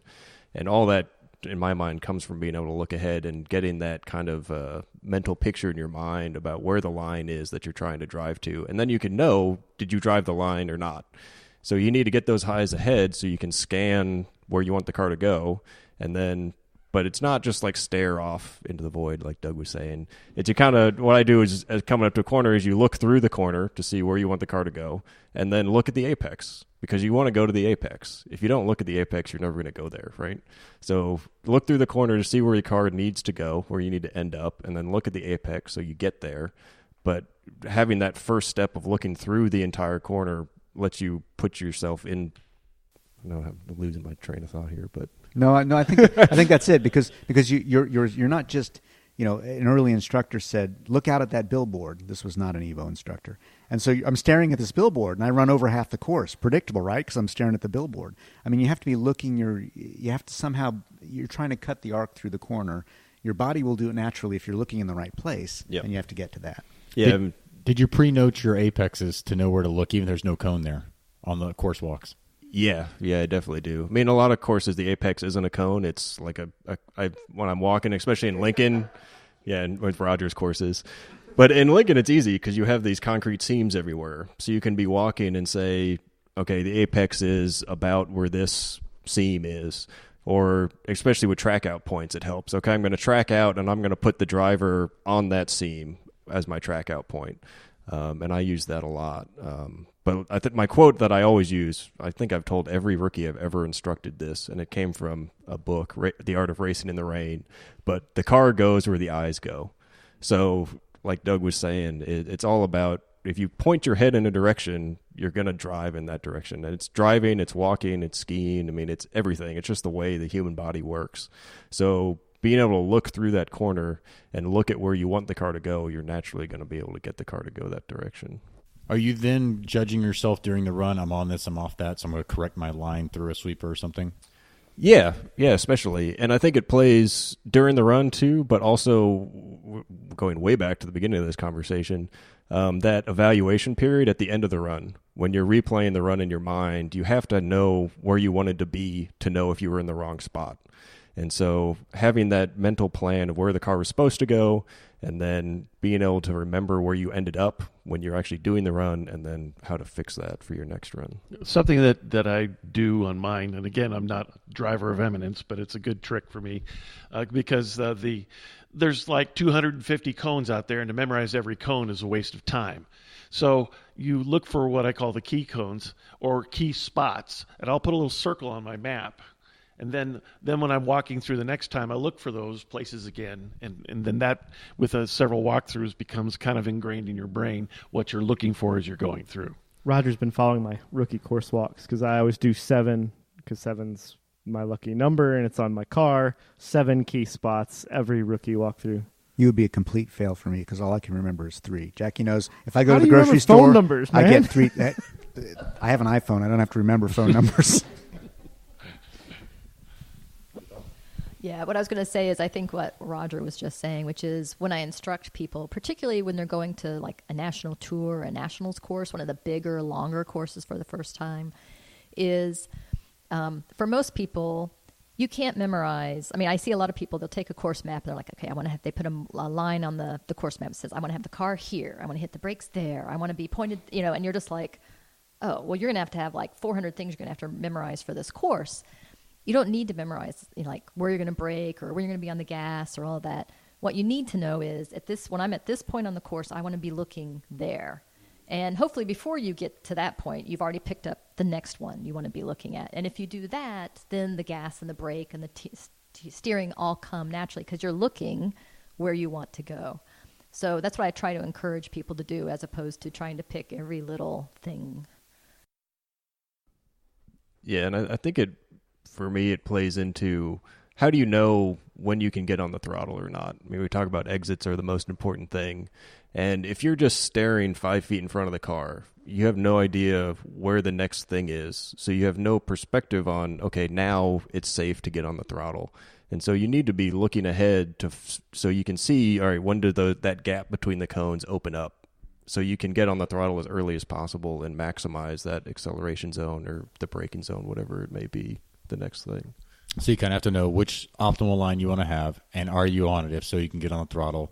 If you're offline or something, then you know you can't get on it because you're not looking ahead and you're not where you're supposed to be. Yeah, and for me, it's very common when I'm instructing with new people. They'll kind of go into the corner and they'll kind of turn around the apex cone, and then they'll turn about 10 degrees too far, and then they'll look up and realize, oh, I've turned too much, and then they'll turn back the other direction and get on the throttle. And that's my key for people. I know they're not looking ahead at that point because you would never turn more than you would need to if you were looking at the next thing. So the funny thing is, I think Daniel and I have run the Houston rookie program for the last 7 or 8 years now. It'll finally be out from under our control this year. But to that end, what he's talking about, I'm always screaming, unwind. And like before I start with a rookie, I say, when I say unwind, I want you to literally pull steering out, straighten the car. And so I start screaming or yelling unwind. About the time they've turned in, they're at the apex, I start screaming unwind and those that need it, because they have a tendency not to release the car, not to think to steer the car or actually put the car all the way out, at track out or exit out. And I do it on the track too, since I coach at the track sometimes too. It's always looking for that apex to track out. And, at track day, there's cones there, and you want to drive from cone, corner entry to apex to track out.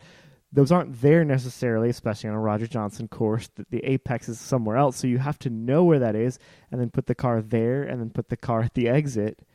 And then aside from that, that's still mine. It's a problem because there's no cones there. And seeing the exit as you start the arc into the apex and knowing what comes after that is problem number one, I think, that I still face and I always will work on.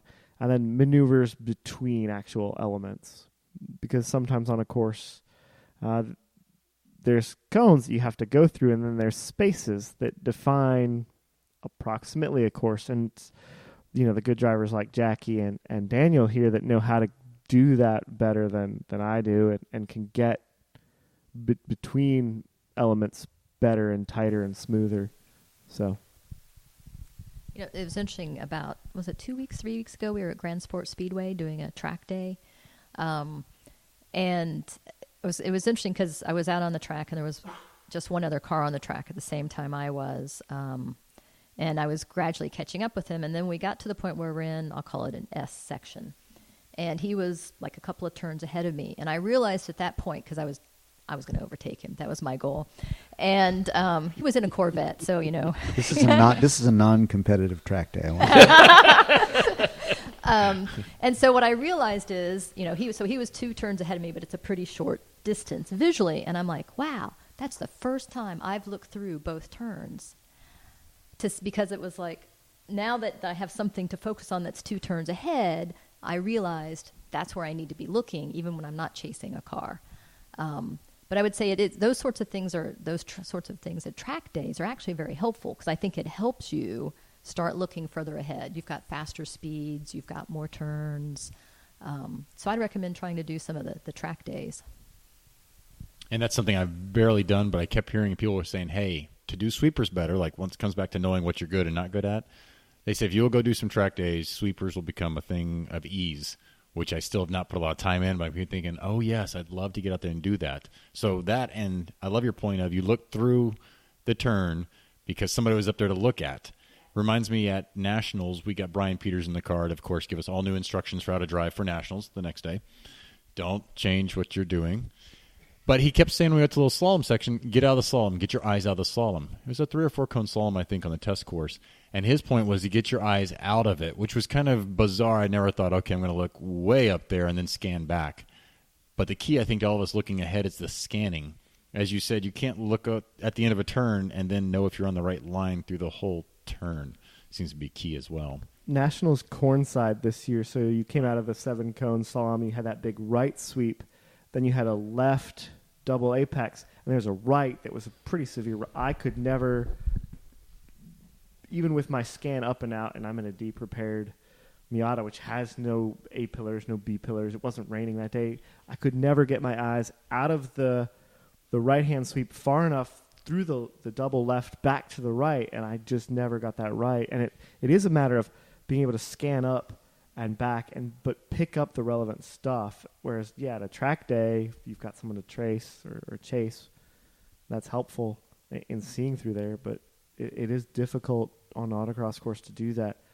I've found track days, because I do them all at the same 3 tracks, and I know them frontwards and backwards, and I'm in right seating and left seating, that I don't know if they help me as much on sweepers as they should, as if I probably need to go and do, a track day at COTA or make more trips up to Dallas, Fort Worth for Eagles Canyon. And COTA is so choice. If you can swing it, I highly recommend it. It's interesting, though, we talk a lot about vision and looking ahead. It'd be interesting to wire McKelvis's brain here up to an electroencephalograph and see what he's thinking when he's on course. We need to get him a pair of those, one of those new glasses that you hit record and then it'll record. So it'll the Snapchat ones. Yeah, the Snapchat ones. Yeah, we need to get, because I think the folks that are naturally quick at this, that are really getting the job done, I think they see things differently than those of us that wander around mid-pack. I just think you see things differently, and I think you can filter things differently. Well, there's a really cool video a couple years maybe ago of a Formula One driver. I think it was Rosberg, actually. I don't know if anybody knows what I'm talking about, but they put these special glasses on him that were tracking his eye movements. And he did a lap of, I think, Silverstone or something, and there was a little dot that was moving around the video that's where his eyes are focusing. And so you could see as he's going around the lap, he'd look at the steering wheel to adjust something, and then you can see the little dot jump up, and it's looking at brake markers, then it goes to the apex, and it looks at the exit back to the apex. And you can see that his eyes are moving constantly. He never fixates on anything throughout the entire lap. And it definitely illustrates the point of scanning through the corner, focusing on what's important at that moment, and keeping those eyes moving at all times is really huge. So it's on YouTube somewhere. I don't know how to find it, but it's out there. Yeah, first you have to know what you're looking for, where you want to be, and then to keep your eyes, I believe, scanning. Keep your eyes up scanning, and then know what not to look at. So Daniel, for example, can know I needed to be out on that seam. And so that's what he's thinking. I needed to be out on that seam. I didn't quite get there. And what Doug is thinking at that point is, oh, my God, turn. Oh, gas. So where were you, Doug? Oh, I have no idea. Oh, hey, look, there's Roger Johnson and Zach working corner two. Wait, what's going on? Guys. That's fine. No, so I think it's not just an ability to look at a certain thing. I think it's an ability to not look at a bunch of stuff that's out there and get yourself keyed into, I'm looking out there and I see that seam as I go by. As I glance across the course, I've got that seam and I see my arc, and now I'm looking over there. As opposed to all I see are a bunch of cones, the corn side. I'm thinking about going to Toast to have something to eat, et cetera, et cetera, et cetera. And it emphasizes how important the course walk is. I mean, the course walk is the most important thing you'll do at any autocross, is spending the time to really, because like I said, you only get 3 runs. You need to know before you turn a wheel exactly where you're going to put the car, exactly what your plan of attack is. Especially because if you want to, people talk about, I can't get faster from run to run. It's like, well, you need to know what you were trying to do, and you need to be able to identify where you were making mistakes. And so spending the extra time on the course walk, knowing exactly what you want to do so that you can, when you're driving, know when you didn't do that and then try and be able to fix it, I think is huge. I don't think people really spend enough time on course walking, in my opinion. I'm wondering if it's also being relaxed enough. So if you're in there going, go, break, stop, versus you might be looking the same spots, but if you're filling your brain with all this extra, you're not going to remember what's going on there. And then, like, you're a David Fouth. You're somebody that's walking the course a ton, whereas I come out sometimes and walk at once or none. And I'm marveling at the fact that the people that will memorize it, I'm like, Chris Dorsey, if you would take this serious, you'd be really good. I'm like, Chris, if I knew walking the course more would help me.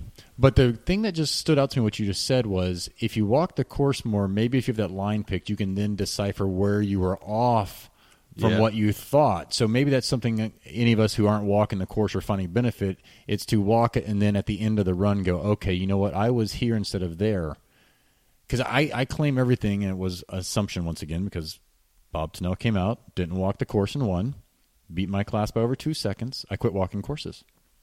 That was it. I said I don't need to do this, obviously. That was very simple courses at Coors Field, left, right, turn around, left, right. But because of that, I make assumptions, and I think a lot of us do and don't realize it. What is making us fast? And what you were saying, I think, is you're so busy in the car that you might be looking the right places, but you're not able to take it all in because you have so much going on. And I used that example of Bob Tennell once. I don't remember who I was talking to. It was somebody else who's very fast who said, "Yeah, Doug, that's true, but you're not Bob Tennell." Yeah. And So- that also doesn't take into consideration his 20 or 30 years of experience. Yeah. And you got into course walk. So how many times are you guys walking a course? And are you walking by yourself some? Are you having fun? Where to go with the advice here for thoughts? I try to walk it a minimum of 3 times or as many times as my ankles will allow me. As I'm getting older and still have a svelte shape to my body, it's a little hard on my ankles apparently. But at any rate, the time spent, the first walkthrough, I don't care who's with me. Because I'm just, where's the course going? And then from that point on, I'm planning. And depending on how seriously I'm taking the event, the more serious I'm taking it, the less people I'm taking with me. Because you tend to get caught up in conversation, whether you intend to or not. Even if it's the best driver in the world that you're with, you'll still get sidetracked. And so at least one of the walkthroughs has to be by yourself, in my opinion. Yeah, I don't know how many times I walk. It depends on how often Todd comes by and tells me to quit being so serious. Todd Ferris. Hi, Todd. But generally, I need three walks by myself. And where I don't have anybody I know around me. I'm just walking the course, and that's all I'm focused on. And if I can get those 3 walks in, I actually generally do okay. If I don't get those 3 walks in, I generally don't do okay. So for me, it's at nationals, it's a maximum of 4 times. I never want to walk more than 4 times. Usually it's just 3. So the first walk is, like we're saying, it's the casual walk with friends, just kind of joking around, seeing where the course goes, left, right kind of thing. And then the second walk is usually just me and my co-driver, just the 2 of us together so that we can go around. And that's when you make your plan. And since you're driving together, you're driving the same car, you know the handling things you need to be paying attention for. And that's where you really get your plan together. And then the third walk is usually my morning walk, the day that you're going to drive. And that's by myself, just to reinforce everything we talked about the day before. And sometimes if that first casual walk is super casual, then I'll add that 4th run in. But I find if I walk a course more than 4 times, that's when I start second guessing. I find I start seeing things that aren't there. I start convincing myself that, well, maybe that line isn't right. And so even if I don't get the exact right line when I walk it and make my plan on that one run, I don't want to be second guessing. I want to know exactly what I'm trying to do. Thoughts on more walking? I probably tend to walk more. It's been a little different the last couple of years. What I should say is I took about 12 to 15 years off from autocrossing and just started back again 2 years ago. But I probably walked 4 to 6 times each course. I probably only have one social walk out of that because, I mean, the social walk, I'm lucky if I come out knowing sort of like there's an S here and then there's a slalom and then there's a sweeper. Social walk, I'd get almost nothing out of. Like I said, general layout if I'm lucky. But I tend to walk probably more than that because I'm creating my plan. And then I'm refining it. And you're right, I do end up second guessing myself on some of the bits. But I don't think it hurts. But I will say that for each person, you probably find a saturation limit where at that point, you're just sort of, I'll say blindly, but you're not. You're just sort of blindly walking through the course. You're not actually getting much out of it. So I think you should tailor it to what you need so that you actually end up with, as Daniel said, you end up with your plan so that you can analyze how you did versus your plan after you get done running. I'm trying to think. It depends on what day I run on. If I'm running Tuesday, Wednesday, I'm probably going to get one walk on each course on Monday, just a social walk, aka if I'm Spokes, Texas area, well inebriated, possibly beer infused walk in, whatever. And then the morning of, I'll probably do my social walk and my real walk right then, by virtue of what classes I've jumped around in at nationals. I always seem to run in the afternoon, so I'll get my serious walk, and I usually have headphones on or something, whether there's music playing or not, at that to like finalize my plan. So that's 5 walkthroughs there per course. If I run Thursday, Friday, I probably will take 6 or 7 walks just with friends earlier in the week. And then that does help me track how the site and the rubber and the OPR and the seam sealer is changing over the week. And then I'll do again. My real super serial walks will start the night before, and then I'll do 3 serious walks, a social-ish walk with my co-driver if he's around, a more analytical planning walk, and then a finalizing my plan walk. Again, headphones on or something that way. But so it can vary from 4 walkthroughs to 12. I have no idea. But really, I mean, it's probably 4 that I'm actually caring about. So you walk until the beer runs out. I think that's what I heard. Which is until why the I bring straights kegs aren't to so straight. nationals. But moving on. So does anybody do any of you guys use video to augment your walkthroughs? Do you watch any videos? Like, if you're running Thursday, Friday, you watch videos on Tuesday, Wednesday. So, I mean, Spokes in the beer garden, we have a projector at nationals, and after the first run day, we'll get everybody's good videos, and they'll throw them up on the projector, and they'll show some runs. And I'll look at that just kind of casually, just to kind of see what it looked like, but I don't study it too much for myself. I would say the other thing that helps that I did, so since we have kids as well, you brought up kids earlier. So 2 years ago, I ran the Pro Solo, and then what I did on Monday was I went and walked each course using my iPhone to take a video as I walked through, and then I flew home to take care of the kids for a couple of days, and then I flew back Wednesday afternoon to run Thursday, Friday. So I had the video from my walks that I could look at while I was gone, because when I got back, I had limited time to walk. So I would say, though there are some things that can help augment it, but it does not take the place of walking, because it's just not the same. You can try holding it in a certain place and trying to get the visual as if you're driving, but it's not the same. Next time you need to do that, we'll just put a GoPro on Dougie's hat with an extra 5-foot extension and let him walk around. So that would make it about 6 feet tall then. Exactly.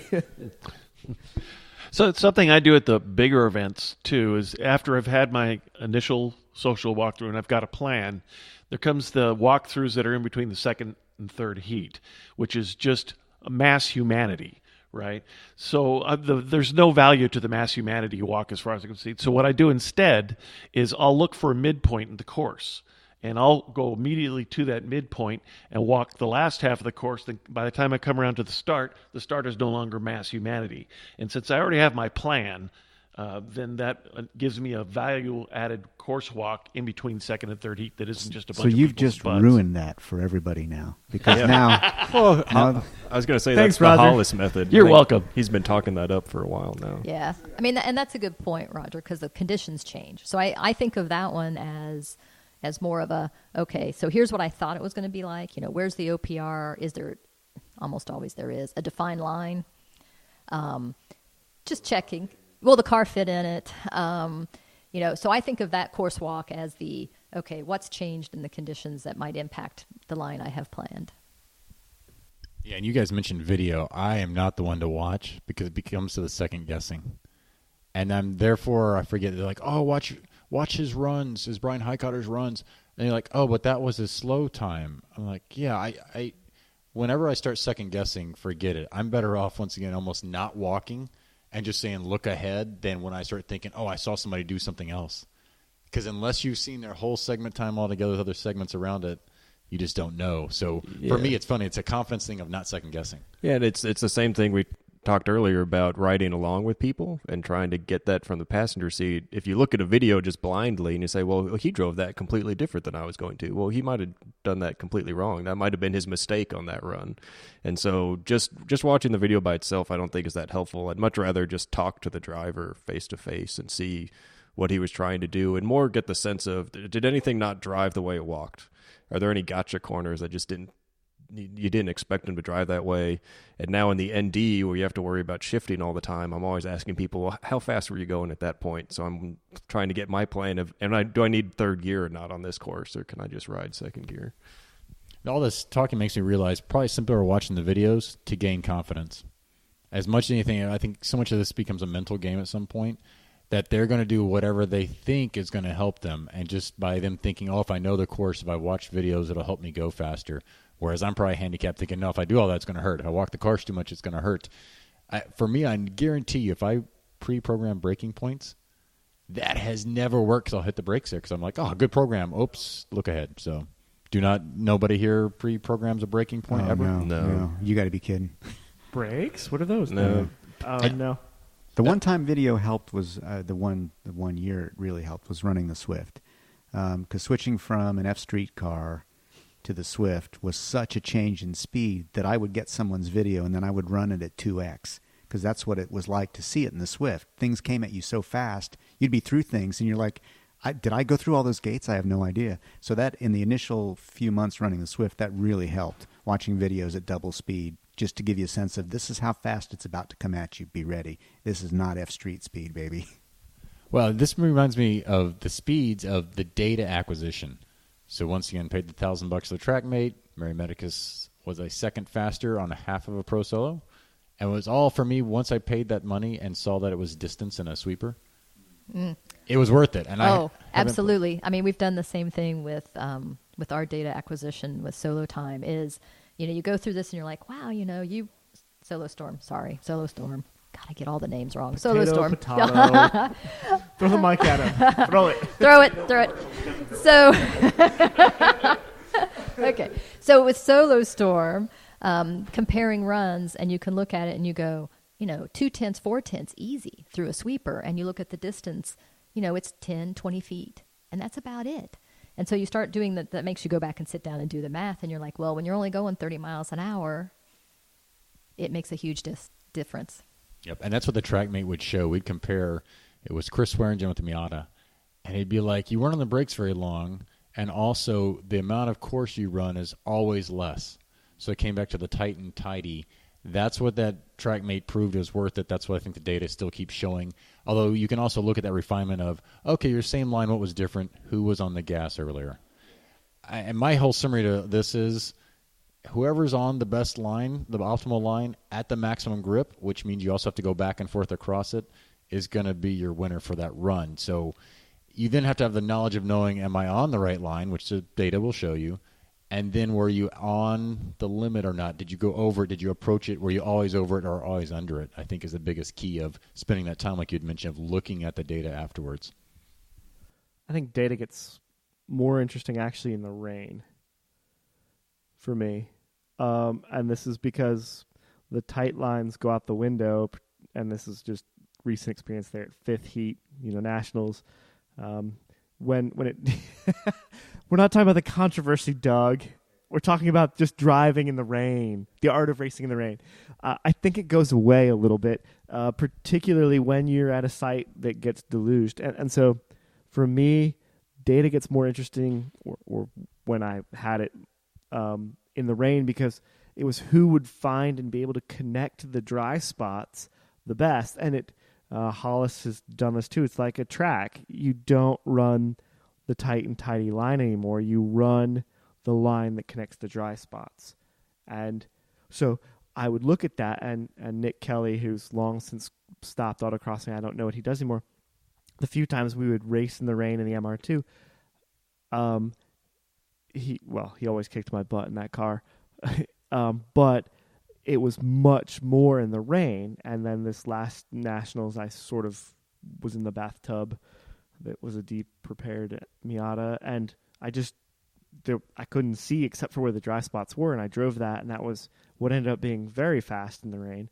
And at that point, it finally dawned on me why I would look at Nick's traces that were ridiculous. There was no course idea to it, and he was still 3 seconds faster or whatever. Looking for the dry spots. Right, and he was just driving dry spot to dry spot, and I was driving tight and tidy and wheel spin it. And so that's the one time that I can really think the data from a long time ago finally dawned on me just now. As far as looking at, again, the video and the data for a driving condition. Yeah, and I think when it comes to data, I mean, the easiest way to use data is if you have a guy faster than you drive your car, and then you drive, and you can compare those traces. I mean, that's the kind of beginner level of being able to use data. That's really obvious for people. It's really easy. It gets a lot harder, and it takes a lot more work if you're the faster driver and you're trying to get faster, or if you're by yourself and you're trying to get faster. And that's really challenging to be able to look through the data and identify the spot, what a mistake looks like in the data. And I think the big thing, too, is not just see where the mistake was, but see what caused the mistake. Because it's easy to look at now that they automatically calculate how much time you lost. It's like, oh, well, I lost a half a second there, I lost a half a second there. But why did you lose a half a second? And that's that next step in terms of being able to use data and get better as a driver. That takes a little bit more extra effort. And do you find, can you do that between runs, Daniel? I can do the first part between runs, but that second part, it always happens at home after. Yeah, you and that's when I do it. Yeah, I never look, not never, but I hardly ever look at data during a heat. Yeah. And touch on the rain thoughts. I had a blast at the Pro Solo when we got rained out, although it was Whitener's car, so we didn't want to suck water, and we all basically stopped. That was fun. But what you had me thinking about was maybe it's if there's no dry spots, you're doing inputs where it's shallower. Otherwise, I think I want to be tight and tidy. That was my only thought, and that's the interest of could I dare get up tomorrow and make it out to the race if it's going to be wet, is how can I handle the wet? Because we don't get much of it. So what are your thoughts on? Yeah, if you've basically got standing water over the course, we did a Pro Solo in Peru, Indiana, many years ago, where it was a deluge for the whole weekend, and it was standing water everywhere. And tight and tidy was the only way, because I mean, again, you're going so much slower even than you would be in the dry that any extra distance kills you.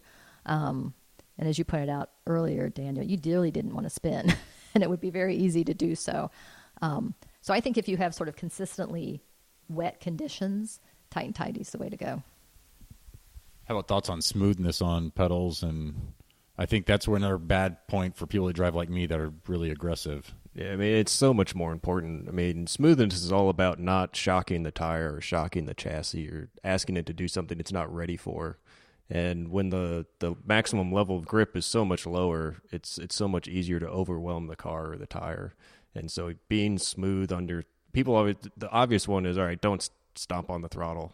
I mean, that's easy for people to get. But it's also steering is huge. Slowing down your hands in the wet really helps a lot. Oh, and all your signals are damped, so you don't get lean from the car. You don't get sound from the tires. You might have grip 1 minute, and if you turn too much, then it's not there. But it's almost video game like if you overdrive it. So I think you really have to be sensitive to what the car is giving you. I think it's interesting, and I know we're having a discussion within Houston right now about the event tomorrow and how dangerous it might be. I think it's interesting as far as how people drive in the rain. Everyone's like, oh my God, you're going to spin out, you're going to go so much further. The interesting thing is that you don't accelerate as fast, you don't brake as fast, nothing happens as fast. The car will still travel about the same distance, but it's not traveling at the same speed. And so people are like, oh, you're going to spin, you can go flying off the track. It's like, that's not the case. The only time that actually really tends to happen is drying conditions. Well, or if you have grass right next to your right. Well, hopefully that doesn't happen. That's a whole nother ballgame. But drying conditions I actually find are, for me, also both the personally hardest to drive in and the most dangerous for everybody around. I can think of a recent-ish event where the safety steward himself got a little loose out of a wet spot. Didn't realize he'd slid the car one way and then tank slapped it through another puddle and went twice as far. And so he's measuring to write up the incident report to where he left the course. But that wasn't where he actually started the slide. And when that was pointed out to him, he was like, well, that's another 60 feet. It's like, yeah, that's where you actually lost it. No, and so he went back and had to redo that. And that's why I think wet conditions, they're challenging, yeah, and everything is damped and it just doesn't go as far. Well, and you have a much bigger difference between on-line grip and off-line grip in the wet, because marbles in the wet are a disaster. They're bad in the dry, but in the wet they're a huge disaster versus whatever grip you can generate in that clean groove. Yeah, Nationals, I guess, well, by fifth heat there, once that rain had come through and whatever had happened, we were all driving in the wet. There were no marbles left. There was nothing left. Yeah. Actually, we were still getting beer cans floating through, so it was Canada, through all the high-end Hilton, wagons there and whatever through the course. So I mean, there was nothing at that point in time. There was islands in the stream, and that was it. And actually, going back to Nationals, not to put too fine a point on it, but that C Street heat in those conditions, watching those guys, that top 10 in that group drive was really amazing. I mean, those were tough conditions. It wasn't drying everywhere. It was drying over most of it, and then there were spots that were still, totally wet. It was really cool to watch. As Daniel had said, there was that bump, third slalom cone as you came back towards the timing vehicle, that over that bump there was a puddle. And yeah, did we mention you did that wrong, Daniel? Yeah, it's once or twice. I'm wondering which heat I drove compared to you guys, because I lost it right there and spun into the inside of the little showcase right there. I just don't remember when mine was, so I feel like I probably ran afterwards. It was drying. So I knew the first run that I spun out was no big deal, because I'm like, it's going to be so much faster as we went. Something you guys mentioned about no sound in the wet. Have y'all noticed that you're paying attention to sound from the front tires? I thought of this earlier because I think so many I hope I don't get in trouble here. So many newer people are rookies. They don't seem to notice that the huge sound coming from the front tires is the optimal time to open the wheel. Like that's an input. Sound from the tires and sound from your engine. That's the sound of your money being ripped from your wallet. Or are your OE tires just shredding away the shoulders? Yeah. We were at this Grand Sport Speedway event. We're laughing because Jackie came off the course and she goes, "That left front tire is just howling." She pulls into the hot pits and I looked down and I said, "Yeah, it's flat, honey." Yeah. So went out for a second session and started driving, and I'm like, the left front tire is growling. Now there's different levels of growling with the tire.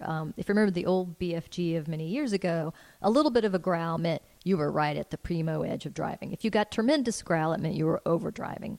And I'm like, wow, this is way beyond tremendous growl. So I took 1.5 laps and came in because I'm like, there's something wrong. And sure enough, it was flat. So I think, there is something here about you should be listening to your car. The tires can tell you, are you driving at the optimal level, or are you over driving, or in this case, do you have a flat tire? Yeah. And I spent a lot of years driving on Hoosiers, the A6, and those don't make noise. So, I really honed in my driving over those years, not having that feedback. And now driving on street tires, now they're singing all over the place. So it is different adjusting to that and having that extra bit of feedback. Oh, except for the bus lot in Dallas. That's the only site I've driven on where Hoosiers will squeal. It's this weird sealed asphalt, and even a Hoosier will squeal. It's a very strange site. I don't know what they were squealing because it was the only site they'd been on where they had no grip. Yeah, that too. Ice skating.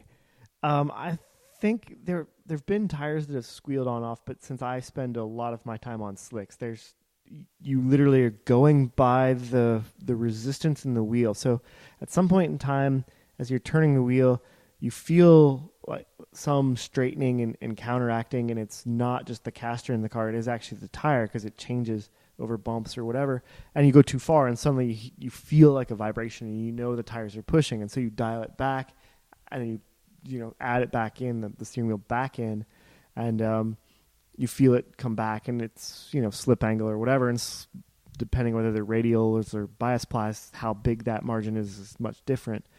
But street tires, the Bridgestones aren't as loud as what I remember, like some of the Falcons being way back in the good old days of 06, 07, whatever. Or even the first version of the Hancooks howled. They sounded like they were stuck pigs. So that brings me to thoughts of, I don't know how much you guys have tested the two current tires out there, or 2 or 3 different ones. of setup versus tire versus are you choosing them over the feel? I basically love the Bridgestones because they seem crisp and sharper, whereas other co-drivers, that's what they didn't want. Yet then I hop in Whitener's car, and I'm trying to beg them that I can put my Bridgestones that I brought to Nationals on that car. Then I drive with his setup, and it was totally different than mine. Of course, I don't change my setup. I still have Toyo's setup. And Andy Hollis pointed out, you're really testing the tire versus your setup. So he said it's not easy to test a tire unless you're going to change your setup for each tire and then put the other tires back on and see. So thoughts on tires? Going to that one, my co-driver / car owner last year in 2015 was Daniel's tire warmer and co-driver this year. And because we'd done so many, what was it, three engine swaps or 2 engine swaps in the RX-8, we had not had the time to do the tire testing that we meant to do. And so we did it at Nationals after he had somewhat scrubbed them in at the Pro. And we made adjustments based on what people had told us to the setup. And we looked at the data back and forth. And I think we did 12 runs on that practice course each. And looked at the data. And he was slightly faster. I think we were both slightly faster in the Bridgestones. In mine, it was in the noise. But I felt more comfortable about where I could place the car on the BFGs. He didn't like the BFGs as much. He felt they were too numb and couldn't recover the car as fast as he wanted. He liked the tight and tidy, have to be snug on the Bridgestones. And so that was what we ultimately went with, and obviously it worked fine for me because I ended up with a trophy, and I think he coned everything away on one of those days. Sorry, Andy. He got it this year. He got it this year. That's right. He recovered well this year. Yeah. He's sixth place this year. Yeah, in a huge class. So I guess I have the Bridgestones now on the MR2 and have. So from my experience, the Bridgestones are a little bit tidier, and they like to be driven. I think, like we've all said, like the Dunlops back in the day. But the BFGs, I drive a little bit more with the rear of the car. And the feel of them is a little bit better from that respect to me. So I've driven both tires on my ND, not back-to-back in a test, but I ran the BFGs at the finale, and then I ran the Bridgestones for the championships, which was, in retrospect, probably a really bad idea. But you won. Yeah, well, I didn't win the finale. Probably a good idea. Yeah. But, yeah, I mean, the two tires feel completely different. I mean, in terms of overall pace and setup, I mean, I made a couple changes between the two tires just to make them work a little bit better. Like I said, I haven't tested them back-to-back to know which one was faster than the other one, but I think if you take my cone away from the finale, I was like 50 thousandths slower than Garfield at the finale, and on the Bridgestones, I was 50 thousandths faster. So maybe there's a tenth in there somewhere. But yeah, I mean, we've done a bunch of back-to-back on the Camaro, and it's interesting you say that because they are so different to me anyway. The BFG has just a different feel. It puts power down like nothing I've ever been on, including Hoosiers. It's really amazing. But it's a little number on turn-in, and whereas the Bridgestone is very sharp, maybe doesn't put power down quite as well any place but Lincoln. Yeah. Lincoln's. But I tell you what, on track, I really like the BFG is easier for me on track. So I want to clarify. You said the BFG puts power down better? Yes. Okay. I think for me, this is just. But it's a little number on turn-in. It's a little number on turn, a little harder to plant, but on track, let's say I'll call it a bigger course like, say, Coda. I find the BFG to be a stunningly easy tire to extract maximum performance from. So happy with it. The Bridgestone, you can get there, but it's a little more work because it's a little more edgy. Whereas on autocross courses, I'm not precise enough. I bet Daniel could go quick on the BFG. Jackie can. Not me. It's, I'll miss apexes by 6 inches through my very best effort. It's like I can't get there. Whereas the Bridgestone is very sharp. And I can carve an arc, a predictable arc, and it's within my sort of skill set to do that. They do require different setups, though. You got to change the car, even a street class car. About saying street class, how are you going to change your setup except for what, shock changes and some toe? I mean, Shocks, bar, tire pressure. I changed all those things between the two tires. We actually changed the alignment between the two tires. Yeah, I couldn't do that at Lincoln. But yeah, right. And in the Miata, you're maxed on everything you can anyway. Okay. So you're not gonna dial out camber probably for either tire in your classes. Whereas the big thing I think I was hearing was it's the spring rate needs to also match. that tire based on which one you have because the Bridgestone's stiffer than the other. Yeah, the BFG is a really soft tire. Yeah. So take out spring, if you could, you would. I don't know. I don't if know you're if an I'm educated if you're an enough. ST or whatever, I think Yeah, you're going to you know. have to take out a little bit of spring. Yeah, I'm not educated enough. I do know that they require. It was different. We could put in a much more conventional setup in the back of the car with the BFG because it really would put power down well. Whereas a Bridgestone, you had to be careful. You had to keep the camber kind of low. You had to keep the toe right. You had to kind of treat the tire right. From maybe the prepared guy mindset, you're going to have to change your spring rates. I think with a tire that's softer, has a softer carcass, there's evidence of going from bias to radial radial tires that you need much more camber for the radials. You need a little bit more spring rate to keep your camber curve in a better spot versus when you go back to the bias ply, they tolerate a lot more. And so the bias plies could be akin to the BFGs, and the radial slicks or whatever can be akin to the Could very well be the Bridgestones. Yeah. And if you don't make those changes and you're expecting to be at the sharp, pointy end of a nationals field outside of the street classes, you need to do the tests. Yeah, and you also it's also size dependent for the guys in the street classes. It's what can you get it in a size that makes sense? If you're going to give up size one way or the other, that's probably your answer. You want you want to be able to generate maximum lateral G's at some point. And it's the wheel you're putting it on too. Exactly. I mean, yeah. the Bridgestone's much more willing to go onto a smaller wheel than the BFG is. So I think the people in ST classes that have more wheel than they have tire and they can get as much camber as they want, I think the BFG works a lot better there, and I think it showed. I think BFG won every ST class. I know STX and STR were BFG cars, but I'm not sure about the others. Whereas street is pretty much entirely Bridgestone. Yeah, because you can really pinch a Bridgestone, and it will still work. I mean, you can put a 305 on a 10-inch rim, and it's it's okay. And since you're still on soft factory suspension and everything, because the Bridgestone's so much more immediate, and that's what I always say in terms of the sharpness or anything, it's more as soon as you turn the wheel, the Bridgestone's turning, like no delay. It's a 1-to-1.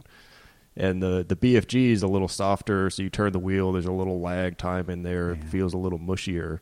And again, in ST, when you can get stiffer springs and everything else, you can get that immediacy back by changing the suspension. Yeah. And the Bridgestone works at a lower slip angle range. I won't quote any numbers because I don't know them, but let's,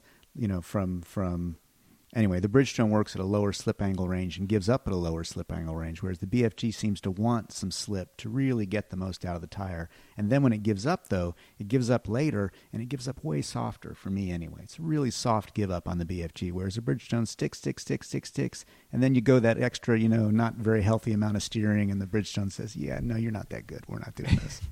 Yeah, and I think that was what we saw with the RX-8, and that was where, again, I drive with the back of the car and tend to point into the apex and then drive out, and that was where the longitudinal acceleration and the larger sliding of the BFG felt more natural to me, even if it was numb on turn-in. And again, coming from prepared world of cantilever slicks and all that other crap we try to run, at some point, numb turn-in was nothing. That's part of the game. Have you guys found either of the tires to be more heat or less heat tolerant? I haven't. I find them both to be No, I pretty mean, similar. the only times I've run the BFG were pretty cool temperatures. I mean, the finale in Lincoln, it wasn't that hot. So, and I tend to keep street tires cold no matter what. I never really let them get hot. So both tires I was spraying pretty aggressively. Andy and I, when we were running those tires, it didn't matter. We were spraying them no matter what. And always. Even when he was doing the pro that time, we were spraying them. I'm pretty sure at the finale, since I ran on those, everybody chalked it up because I was a second driver. And basically, with the weather and everything, I won on that first set of runs as second driver. The first 4 runs did it. I think Ron Williams would have beat me by thousandths or something, but it was dirty. But everybody pretty much chalked it up to. Everybody else was on Bridgestones, but we were on those. But, oh, yeah, you were a second driver, it was hotter. Yet I still don't know if the temperatures make that much of a difference. Yeah, both tires seem to activate at pretty low temperatures, and they will sign off, but I have to say, You have to really beat on them. You lose an edge, maybe. That's and on a street class car with no camber, you'll overheat that outside shoulder pretty quickly. And if a tire's hot, that means it's working. So if you're only heating up that outside edge, that means your car is really working that outside edge. So even if the rest of the tire is cool, still spray that outside edge, because that's the part of the tire that's actually working. And I often wonder if it's you see a lot of people spraying the tread surface. And it's like, so, I mean, that's one thing to spray, but I wonder if it's the shoulder. It's that shoulder insert that's overheating. Yeah. That's what needs to cool. I do a think lot it's more. the insert that overheats, yeah. Yeah, I do a lot more spraying sidewalls and stuff to try and get that side of the tire. First one I saw doing that was the good doctor, Eric Strelnick's, spraying the sidewall. Maybe I should be doing that. Especially the ones that are in the sun. Yeah. So that's when the sidewalls for sure gets my attention. I'm like, oh, yeah, it's really, really hot over here on the edge anyway. So I've seen people spraying their rotors, their wheels.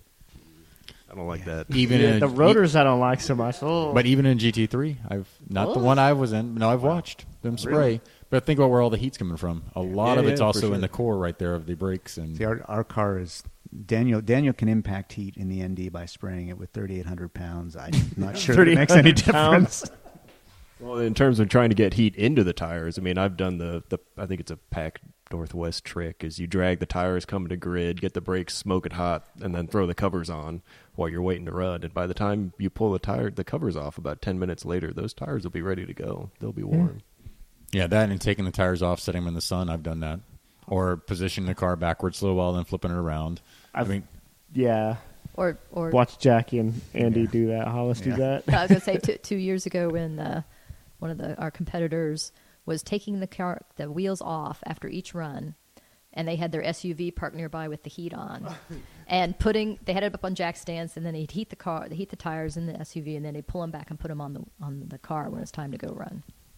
Now, I've never done it between runs, but I've definitely kept my tires in my vehicle. They did it between runs. Wow. That's almost as bad as that alleged year that someone went through. What was it? 3 sets of. I'm just calling it alleged. I'm not calling anyone else. I know, but yeah, changing tires, to keep the OPR. If it involves changing tires between runs, I'm going to take up fly fishing or something like that. Oh, I saw some of the guys. What was it? H Street or G Street? They were pulling off tires and going at it with the little oscillating tool to pull off OPR, and they were switching it from front to rear and back. That's an interesting point, because there are cars where these tires are the magic sauce. They just are. There are also cars that are camber limited and have various other issues where these tires are not necessarily so magic. They go through tires. They still go through tires at a horrific rate on cars that I won't name in public. I can think about the OPR and all that excitement. The year I finished first at Nationals, and one day, several times after day one. The only time I've been faster on day two was when my car broke on day one. Day two, unlike all the OPR and taking care, I didn't do anything.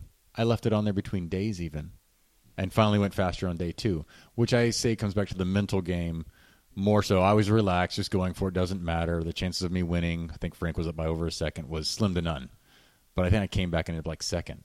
And then I realized, oh yeah, I didn't even get the OPR off of the rear at all. And that's where on the front-wheel drive cars, if you switch front to back, you will get it off pretty much if you're the same size. So it's nice.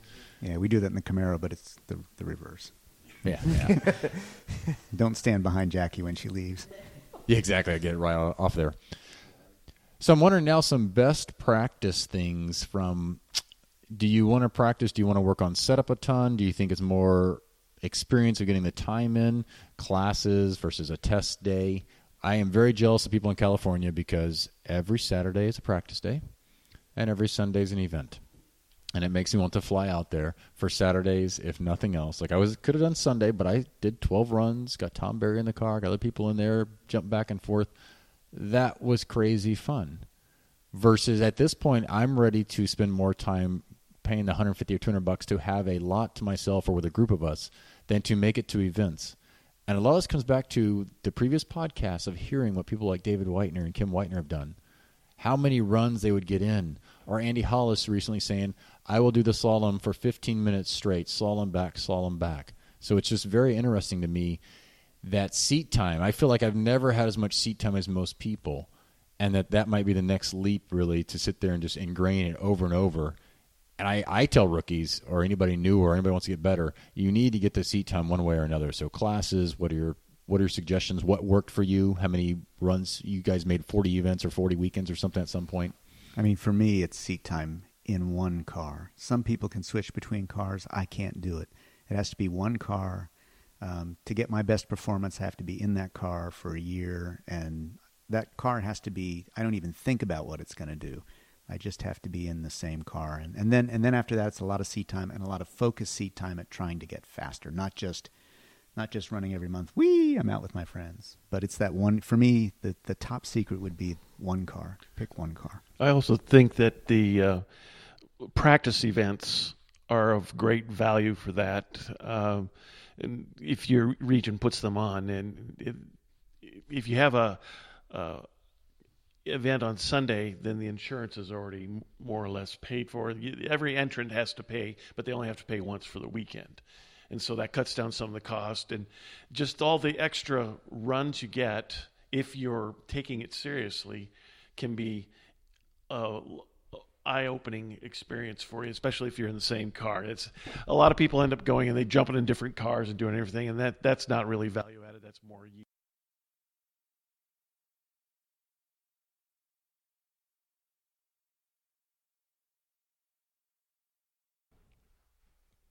Yeah, I mean, I think the big thing, if you want to get better, is it's focused runs. And you don't have to do it at a practice. I mean, practices are great for getting lots of runs, but I think just going to regular regional events and really focusing every time you're in the car and really playing those mental games, because it is a mental sport at the end of the day. And so really focusing every time you're behind the wheel and putting in the mental time to do that, I think is really important. And then to Doug's point and about only driving one car, I mean, I'm a big proponent of that, is get the seat time in the car you want to compete in, especially like the 6 months leading up to nationals, is don't drive somebody else's car. Even if it's an ND, don't drive somebody else's ND, because their ND won't be set up the same as yours, and it's going to be different, and you just want to be in your car. And I mean, I think about it like, do you want to be the best baseball player or do you want to be the best shortstop? And I mean, if you just want to be the best baseball player, then yeah, play whatever position you want. But if you want to be the best shortstop, it doesn't do you any good to play first base, because those reactions and those immediates about, all right, where do I go with the ball as soon as I pick it up, it doesn't get ingrained the same way. And so do you want to be a better driver or do you want to be the best driver in that car on that day? And I think that's how you win nationals, is by being the best in that car that day. So I think early on, sort of in an autocross career, seat time. I mean, I'll just say lots of seat time. And getting input from people and learning and looking for advice and things of that nature. I think as you progress, I think focused seat time becomes more important. So what is it you're trying to work on this weekend? Is it the mental acuity? Is it the, get in the zone? This is the final run of nationals. You're trying to win. Is it you're working on your sweepers this weekend or your slaloms? Focus seat time, I think, becomes even more important. And then, so how do you get the focus seat time? Is it best done by going to regional events, or is it best done by arranging for a practice? Sometimes it's one, sometimes it's the other, and sometimes you can't even get a practice event. So I would say focus seat time later on in your career.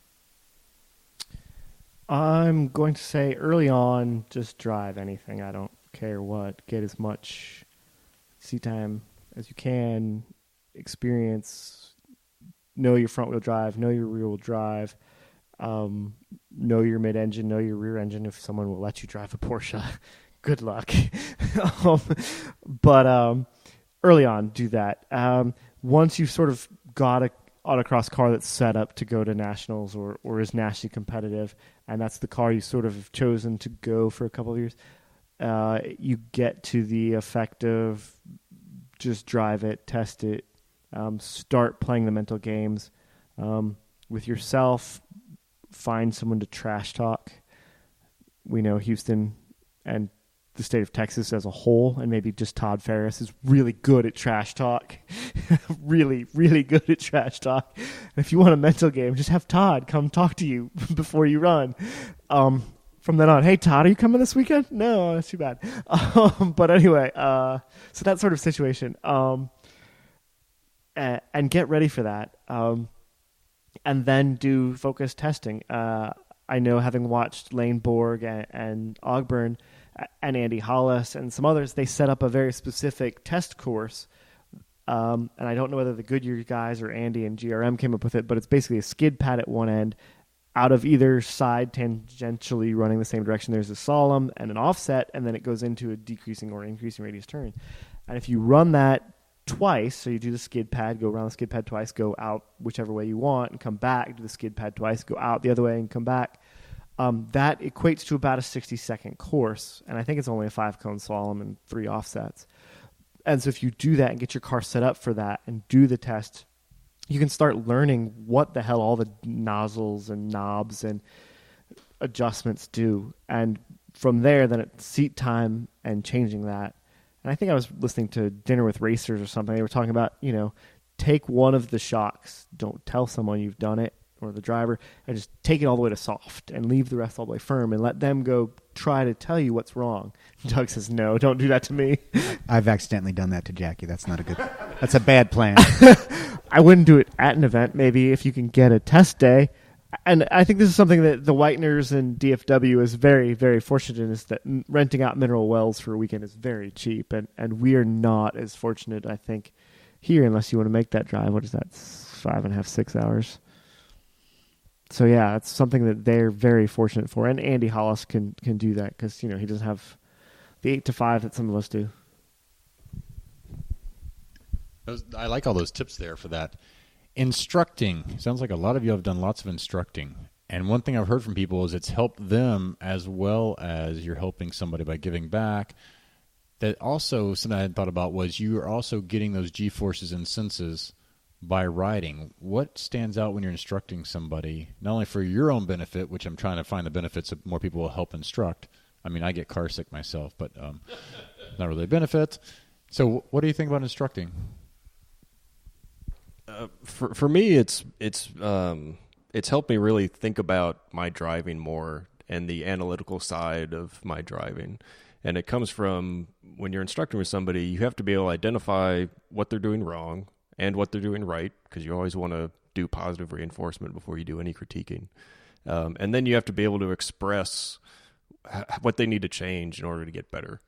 And I think that applies when you're in as a instructor, and it helps you instruct yourself and being able to identify when you make mistakes, and then being able to think about, okay, if I did that, what do I need to do to change to be able to do that correctly the next time?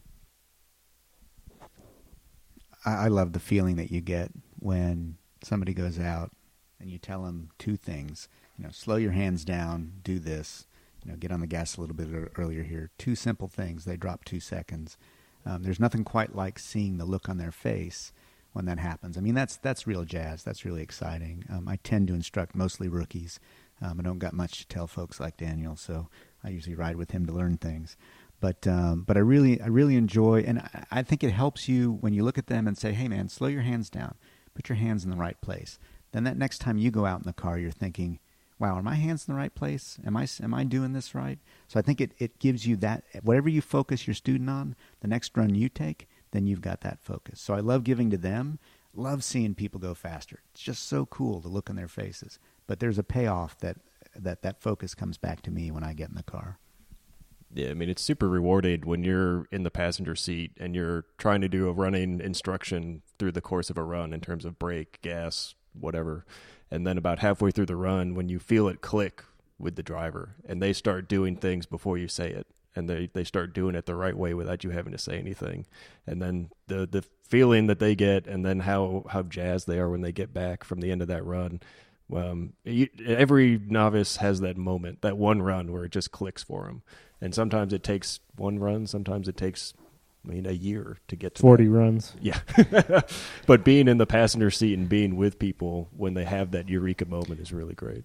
Yeah, I definitely, when the light bulb goes off, that's the payoff.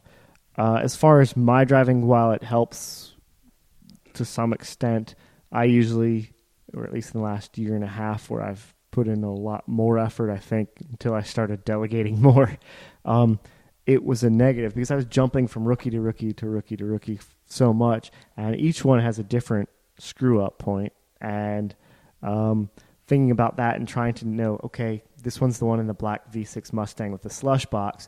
They're going to screw up these spots and then jump into the kid with the riced out drift mobile with the terrible wheels and whatever on it. And like, oh, this guy's going to slide everywhere. I need him to slow his hands down. by the time I got to my car, it didn't matter where the course went or what I thought the course went. I think I'd picked up some fault of all of them in some way, shape, or form. So it would take 2 runs for me to reconstruct. Oh, yeah, that's right. That's how this is supposed to work. And yeah, you feel things more from the right seat. But so as rookie chief, you were getting like instructing via fire hose, right? I mean, I might have 2 or 3 students. You had 30. There were a couple of events there at the end of last year and early this year where, yeah, it was not unheard of for me to have 30 runs before I got my own runs. And I know some people locally had issues with that. And I've tried to explain to them that it is not an advantage in any way, shape, or form. And I beg them to go take those 30 runs instead of me. I didn't speak on this right away because I wanted to kind of think on what the purpose was. Because for me, just like Zach, explain to a rookie how to do this doesn't really help me. However, what it does help is grow the program. And that's where I really see the benefit. There's a lot to what Doug was saying when you see them actually, the light bulb come on, and that's rewarding, but it doesn't help me drive faster. But the more people we have doing this, the bigger the program can grow, the more time we can spend out there, and less work maybe I have to do. Because if we have a bunch of people that are in there actually working, it makes it much easier. And the higher the competition level, the more people there are, the more social, whatever competition the whole program raises. Everyone, and then I'm not focused as much on the rookies, or when I take a step back like I am now, I can go focus on my driving to get back up to the competition level, and that brings everyone up. Yeah, and so I would say there's, I think a lot of us have participated in both sort of, I'll say, regional autocross instruction at regular events, and then autocross schools. And when we put on autocross schools, a lot of times either they're dedicated for teenagers or we have teenagers who come. And so having instructed at both of those sorts of things, I have to say for me, the highlights are probably the teenagers. You know, you get somebody behind the wheel who's, you know, maybe had their license a few months, maybe a year or two, and they're driving their own car. You know, they drive probably every day, and you take them out and you show them, you know, what happens, you know, like, you know, if you're on the skid pad and you lift off the gas. So if you're an attorney, you lift off the gas. How's your car going to behave? You know, how can you be prepared? Should you lift off the gas in the middle, you know, suddenly lift off the gas in a turn? So I have to say, you know, for me, I think, you know, I get the most enjoyment out of either the aha moments with the regular autocrossers or the teenagers and just feeling like, you know, maybe you've made them a little safer driver. Yeah, that I think is huge. And with the program, I'm blanking on the name. Street Survival, yes. Yeah. So note up right here for Linda Duncan. She wants to cover more of that and let people know that that's out there. That's something we can all go to help and to know that, hey, we're helping somebody. And I can speak from personal experience. It may save their life or save even the passenger's life. So something I'm glad that the street racing, tell all the kids you know, forget that, because autocrossing is way above going fast on the street. Hugely. Y'all reminded me, I brought my niece out to the Houston event to drive an autocross. Oh, I guess I had the Civic from Andy Hollis back then. Didn't ever ask her if she could drive a manual.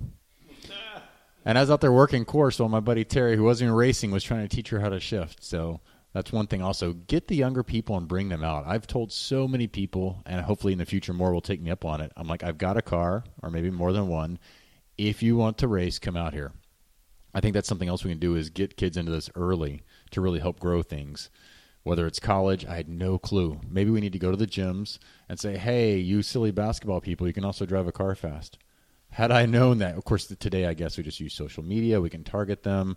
We can get them out there. So very interesting. I think the social media thing gets to some of the stuff that Hayward Wagner has been pushing. And I know even since we had created an Instagram account, and I guess I've been running it for a while, we've gotten more engagement and feedback and hearing from people from that aspect of it to get, like you said, the word out or wherever. So it's interesting to think about that as far as attracting new people and growing programs.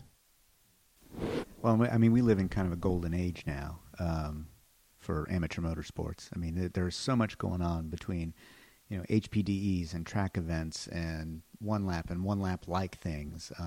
It's really cool that the SCCA started Track Night in America, and they're doing the Targas, and there's so many ways to bring people into the sport now. But at the end of the day, the safest and easiest way to have fun in a car is still in a parking lot or a big event site with some cones.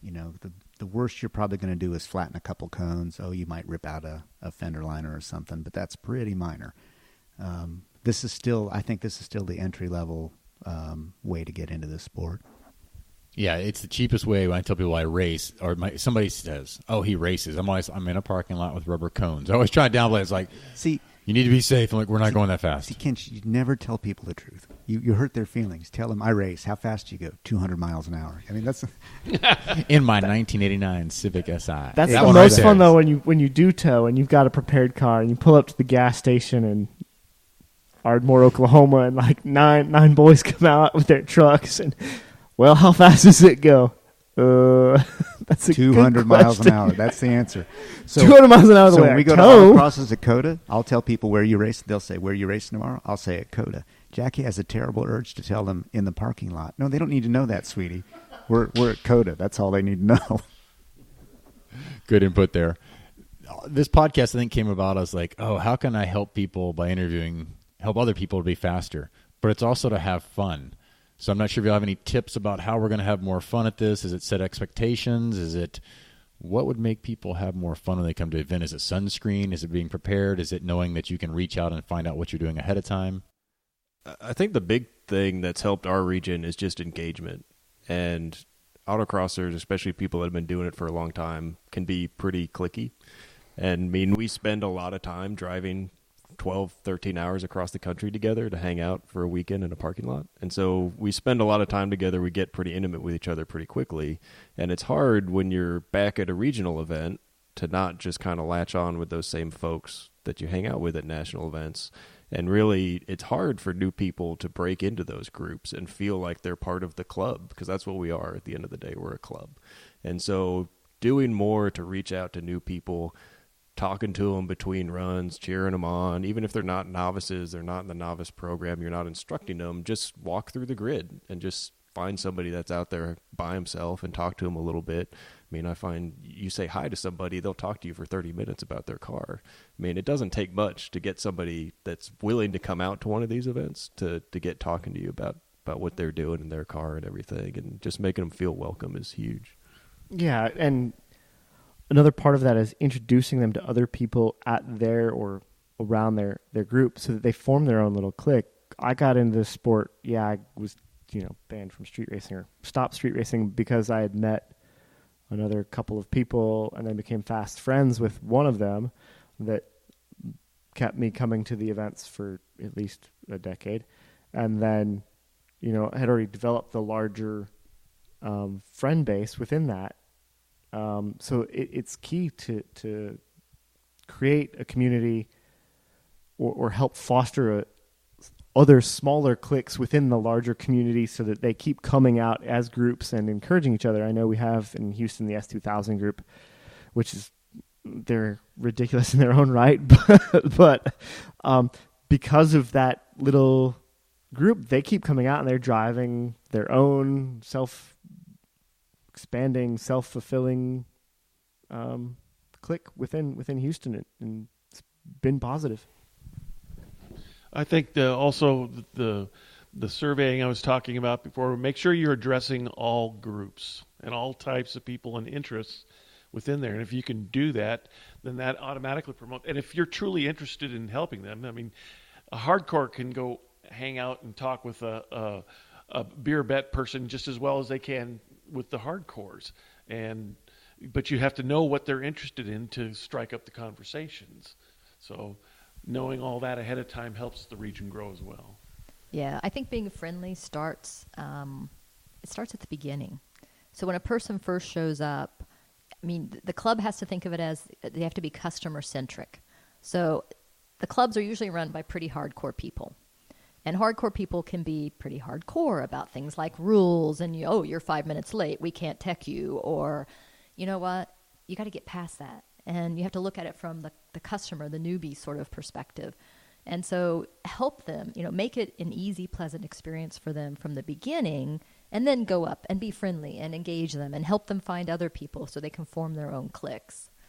So I think it's the whole package. Yeah, and it's recognizing anybody who comes to an autocross, the first people they're going to talk to are registration and tech.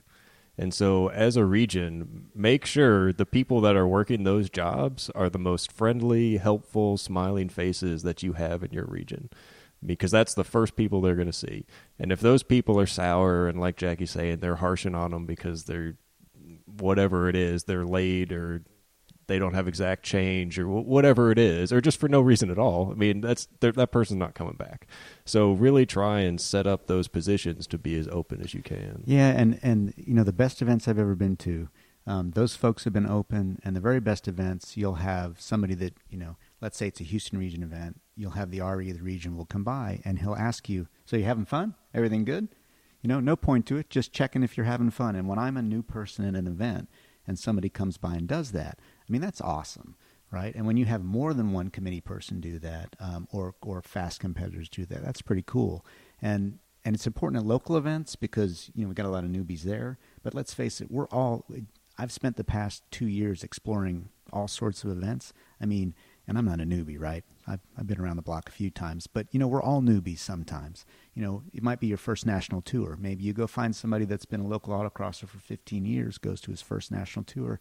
Dude might need a little, how you doing, pat on the back. Nationals, super intimidating. I mean, right? It's like a TSA strip search, right? It's that intimidating. So you go to nationals the first time, you need somebody to, that'll get cut. You need somebody to, you need somebody to help you out, right? You need somebody to say, it's okay. I know there's 1,200 cars here, but your space is right here and you're next to me and it'll be all right. I'll walk you to registration. It's just an autocross. So it's just that being friendly, touching bases with people. And if you're a region, get the folks that are running the region out. I think you guys have done a great job at walking by saying, hey, was this good? You having fun? It's really important. Yeah, and I know for us, they always ask who the rookies or who the novices are. That's a great time if they're not with somebody already, or even if they are, to say hi to them, to say, hey, can you get in and go for a ride and such. But don't laugh and point, right? Oh, that brings it back to something I totally forgot. I had other notes We do that here. to you, Roger. Yes. Oh, yeah, that's right. Do you guys talk yourself through a run? I say this because as soon as I get somebody in the car, not that they can hear me, but I'm trying to tell them what I'm thinking and where I'm looking. And I'm yelling about, oh, I'm off that cone or on this cone. I believe I do the same thing when I'm driving. I'm always critiquing myself once again of, I want to be here or I should be there or I'm late or I'm about to hit that cone. Have you noticed? For me, it was having somebody else in the car really made me realize what I'm doing because I'm trying to tell them how I'm evaluating my run as I go through the whole run. And until somebody's ready to talk, also I realize when I have that camera above and I know I'm doing a coaching video later, I can remove myself and then be evaluating what the heck I'm doing. Yeah, I think I tend to, when I'm in the car doing the run, I want to be in the moment. So I don't want to be thinking about the previous turn. I want to be thinking about what I'm doing right then, right there. And I have a bad habit, actually, of I used to hit cones. I say used to. I hit cones a lot. and I have a bad habit of when I think I've hit a cone to look in the mirror and stare in the rearview mirror to see if there's a corner worker running behind me or if I can see the cone that I've hit. And as soon as I do that, I mean, that runs over because that's taken me out of that next element that I'm coming up to completely. So when I'm driving, I try and just drive. And then once you get back to grid, then you can do that exercise of, all right, what did I do actually, and thinking about all that. I actually flip my mirrors in and turn my center mirror up so I don't look for it. Yeah, I started doing that, but I still look. I can't help myself. The problem is even you do that, and that happened at nationals, and I still look up. So it doesn't matter that you flip the mirror. Then I just spend more time thinking, why can't I see? So I think I do. I think during the run, and it's interesting because as you said, you tend to vocalize that then when you have a passenger in the car. It's like, oh, I blew that turn. Oh, I pushed out there. I have to say that tends to be all negative. I don't know that I actually go, ooh, that was good. This doesn't surprise me. But I think, I have those thoughts actually while I'm running even without a passenger. But I have to say, going back to Daniel's point, I think I try, it's like, keep going. Okay, sure, you pushed out on that one, but, keep going. The run isn't over. I think I'm talking myself through Evo was it Evo 2 school version. Like, okay, here I am. Look, brake, turn in, easy, modulate. Okay, floor it. And then always slaloms, I always key to turn in on the first one. And so it's always slalom, 2, 3, 4, whatever the rhythm is, through there. And I'm thinking that even though I'm looking, and sometimes I'll actually hear it on the tape, I'll say slalom, but I'll be saying the one I'm looking at, not the one I'm actually driving at. So it'll be slalom 4, 5, 6, even though there's like 2, 3, 4. Like, it makes no sense. And Christine or someone else has looked at that and go, "What the hell are you saying in that video?" Like, don't worry about it. Like, mute. Yeah, I think last time I used to do a lot of the self-critiquing during a run, and you could hear it on videos. And I rode with Sam Strano a few years back, and he heard me self-critiquing. He said, "Why are you talking about that?" He said, we got off the course, and he said, "I don't want to hear you talking about what you did wrong because it's over. There's nothing you can do about it. Move on." He said, "We all make mistakes. Mistakes are done. Don't think about them." He said, "If you think about them, you're going slower. Just you need to be focused on what's coming next." And I've worked at trying to do that, and I'm a little better than I used to be. But I have to admit, you'll still hear in videos hear an expletive come flying out of my mouth when I blow something. I think I try to do sort of a, okay, we're headed into the slalom, or we're coming up on the finish. I think I try to think what the next sort of big chunk of the course is coming up. So you're counting off the slalom cones as you go through them. I'm thinking, look at the end of the slalom. See, I'm the guy from the tire rack commercial. Woo! This is awesome! Yeah. Yeah. So, like I said, as I go into them, I'm saying one thing, but maybe doing another. So it's weird because, and then also as I turn in, like apex, exit, and it turns out to be a weird, like talk through the course as I'm driving it. If I'm super serious, which is why I also started a long time ago, I started the mental signal that when the visor goes down, that's the brain has to come on. And that's also when I do most of the vocalizations. And so that way it's in the helmet for the most part. So you only hear the snippets that the GoPro picks up. Yeah, I'm a huge proponent of full face helmets and visor down, game on. I mean, that's a big part of my mental preparation and getting in the zone and ready to attack the course. And there's nothing that drives me crazier than a starter who'll lean in the window and try and talk to you when you pull to the line. Whether it's a regional event, nationals, I don't care. It drives me nuts. Yeah. Well, I don't. When the visor's up, talk all the way. When the visor's down, leave me alone. Exactly. I don't even like it. And this goes back to the old days, the ancient days of pro solo. I don't even like it when I'm sitting in grid in the car, and Jackie knows this. It's like I get my helmet on. Her only job is to make people go away, and that's exactly the way I say it. Somebody will come over, and I'll lean out and make them go away. And it's rude, but it's just the way it is for me. I can't focus otherwise. Yeah, but I think it is important. I mean, there might be some natural people who they just get behind the wheel and they're already in the zone. They're ready to go, full throttle from the instant. But some people need a trigger, so it sounds like you guys are using, sort of visor down. I've started doing music, which I thought was goofy for the first 10 or 15 years, but now I kind of like the music part.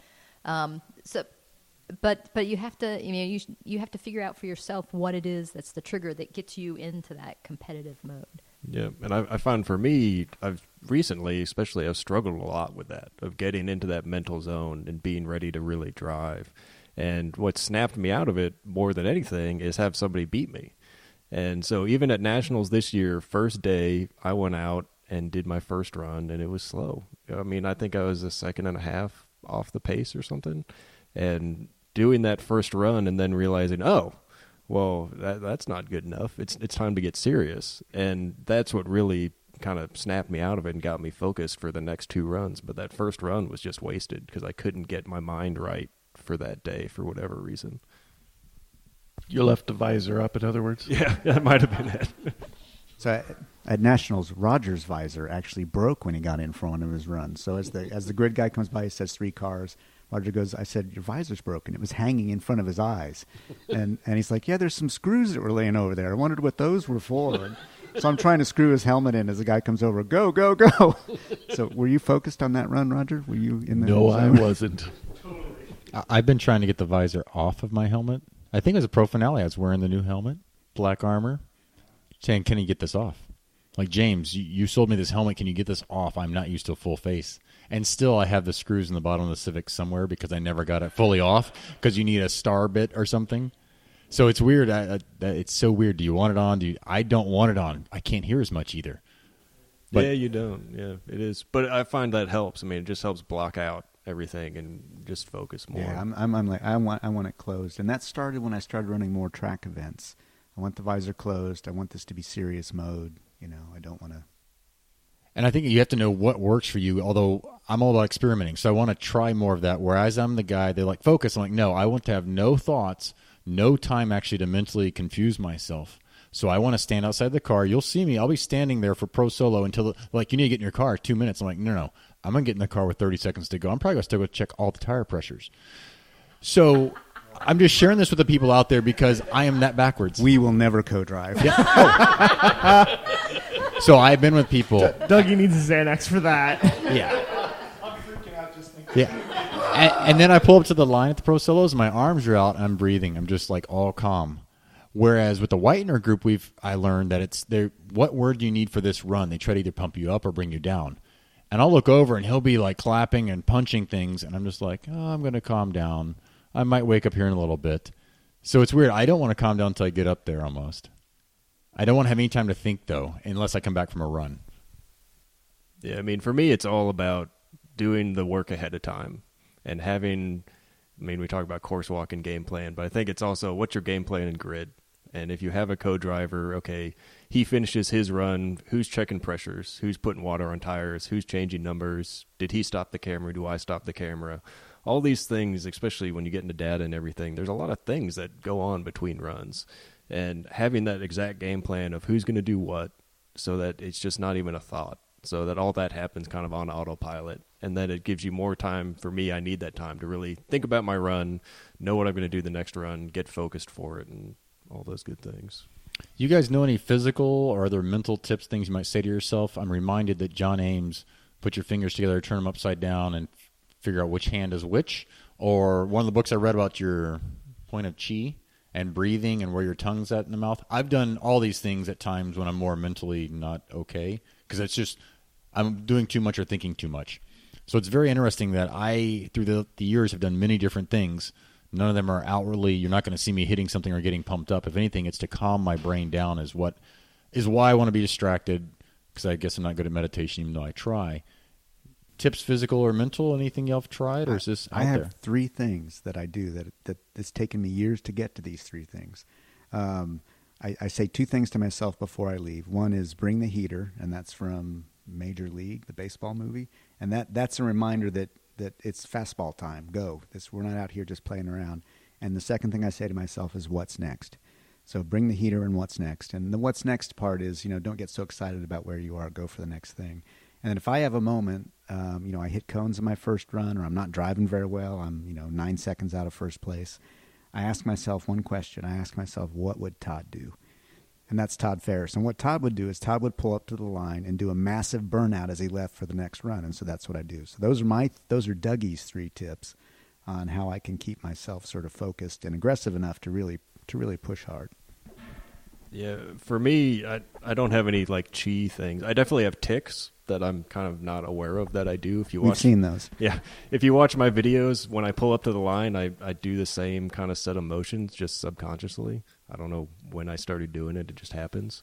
But even before then, usually my thing is 10 cars to go. All right, get in the car, put your helmet on, take a deep breath, and then run through the course. Do your mental course run. Make sure you know exactly what's coming, exactly what you're doing. If it's your second or third run and you have a change, make sure you reinforce that change that you're going to do. And then do that, take another deep breath, and by the time that happens, it's probably time to go up to the line and start your run. And that kind of gets me centered and ready to go. I was going to say, so quite a while ago, I had a friend, I wasn't driving particularly well that day, and he came up to me and used a phrase, which I won't repeat here. And it was interesting because that phrase actually spurred me on and just like knocked all the rust off, and I had a really great run. And so I actually used that phrase for a while, but somehow that phrase kind of like lost its magic after a while. So then what I turned to was I try to remember what the first Pro Solo I did in a new car we had bought. Actually, it was the first event in the car. I won the Pro Solo. I won the challenge. But it was my last run of the regular runs where I actually won. And so it was like, so what did what did it feel like? What was I thinking? So I try to recreate that moment to sort of get in the zone for that. And that worked for a while. And then that kind of went away too. And then I've been using music, but I think the music's gone away now. So I'm still looking for what the next one is. I can relate to it. Used to be Dr. Pepper's. I go drink a big, huge one before events. But it's like the opposite for me. It helps calm me down even more. Like, oh, all right, now I'm almost in a coma here, and I'm going to go out and drive. So I used to co-drive with a local guy here who actually doesn't autocross anymore, Steve Pounds. And we co-drove together for 3 years in the 370Z. And his routine was when we got to grid, he would pound 2 Red Bulls. And that was what he did every single event, every single day, and that's what he needed to get. And he was already a little ADHD already, so getting him super caffeinated like that, I mean, it was a sight to see. But I actually remember strawberry milk. I would show up with one of those little $1.99 strawberry milks, or Dr. Pepper later in the day. Anything just extra sugar. Yeah. That, and also remember when I would still drink and go out late. Some of those best events were when I was totally tired, not so much hungover, but somewhat hungover. Because at least my assumption is if I can clear my mind and just go drive. So it's something also I'll say if I think I'm in a funk is where am I looking? The whole run I'll be, where am I looking? Where am I going? Where am I going? Just to make, I really am convinced if I know where I'm going, if I look ahead, I'll drive okay. Yeah, I will say something I've started doing the past couple of years is when I pull up to the line is I try to ignore the starter and actually get my eyes to what's the first significant maneuver I'm going to. So it sort of gets me into the looking, as opposed to sort of sitting there waiting for him to wave the flag or yell go. It's sort of like, okay, let's get into where am I going? And what you said about going through the whole course and incorporating your changes if you've already made runs is huge. I also do this. What are my first couple turns? And if I can see the car in front of that car, I will want to watch that car go through as much of the course as possible to see. But I think the whole focus when I get up there is what are the first couple elements here? Like if I can just get into those and out of those, I'm good because then I'm still looking ahead. So that's a big thing also I key in on is some people might be talking to somebody else. I am looking. And I tell anybody I ride with, I am looking where I'm going right now. Turn 1, 2, 3. Are those first 3 inputs? Where are they at? What am I going to do there? Oh, one thing with all this mental talk, I heard an interview with Sean White, Mr. Snowboard Extraordinaire. Every time he gets ready to drop in, he says, who cares? Who really cares? So that's something I may add to my repertoire. Get to the line, who really cares? Like there is no pressure. We're in a parking lot. There's rubber cones. I'm all focused on can I get the mental part right to be the same. So do the same thing at every event. Take it seriously if it's going to be serious or take it however you're going to take it to perform your best. So I'm still just totally trying to work on that. And you'd mentioned the last runs winning in a pro. I love winning, but when I win at the very end, I'm like, why couldn't I do that to begin with? Like, I want to be so dominant. Like, I just want to kill people to begin with. I don't want to. It always gets me. But at pros, it seems like the last day is so important. So it's interesting. Doug and I were playing ping pong the other day, and he did a drop shot on the far corner, on the side, and so it was like I had to commit to make the shot, and I did. I committed and I made the shot. And what struck me about that was I committed, knowing that if he had returned it to the opposite side of the table, I would never have gotten there. But what was the penalty if I didn't commit? And so I was like, I need to have that attitude when I'm driving. I need to commit. What's the downside? Yeah, if you ride with someone like anybody that's been a national champion, frankly, you ride with them. What you realize is there are no hesitant moves.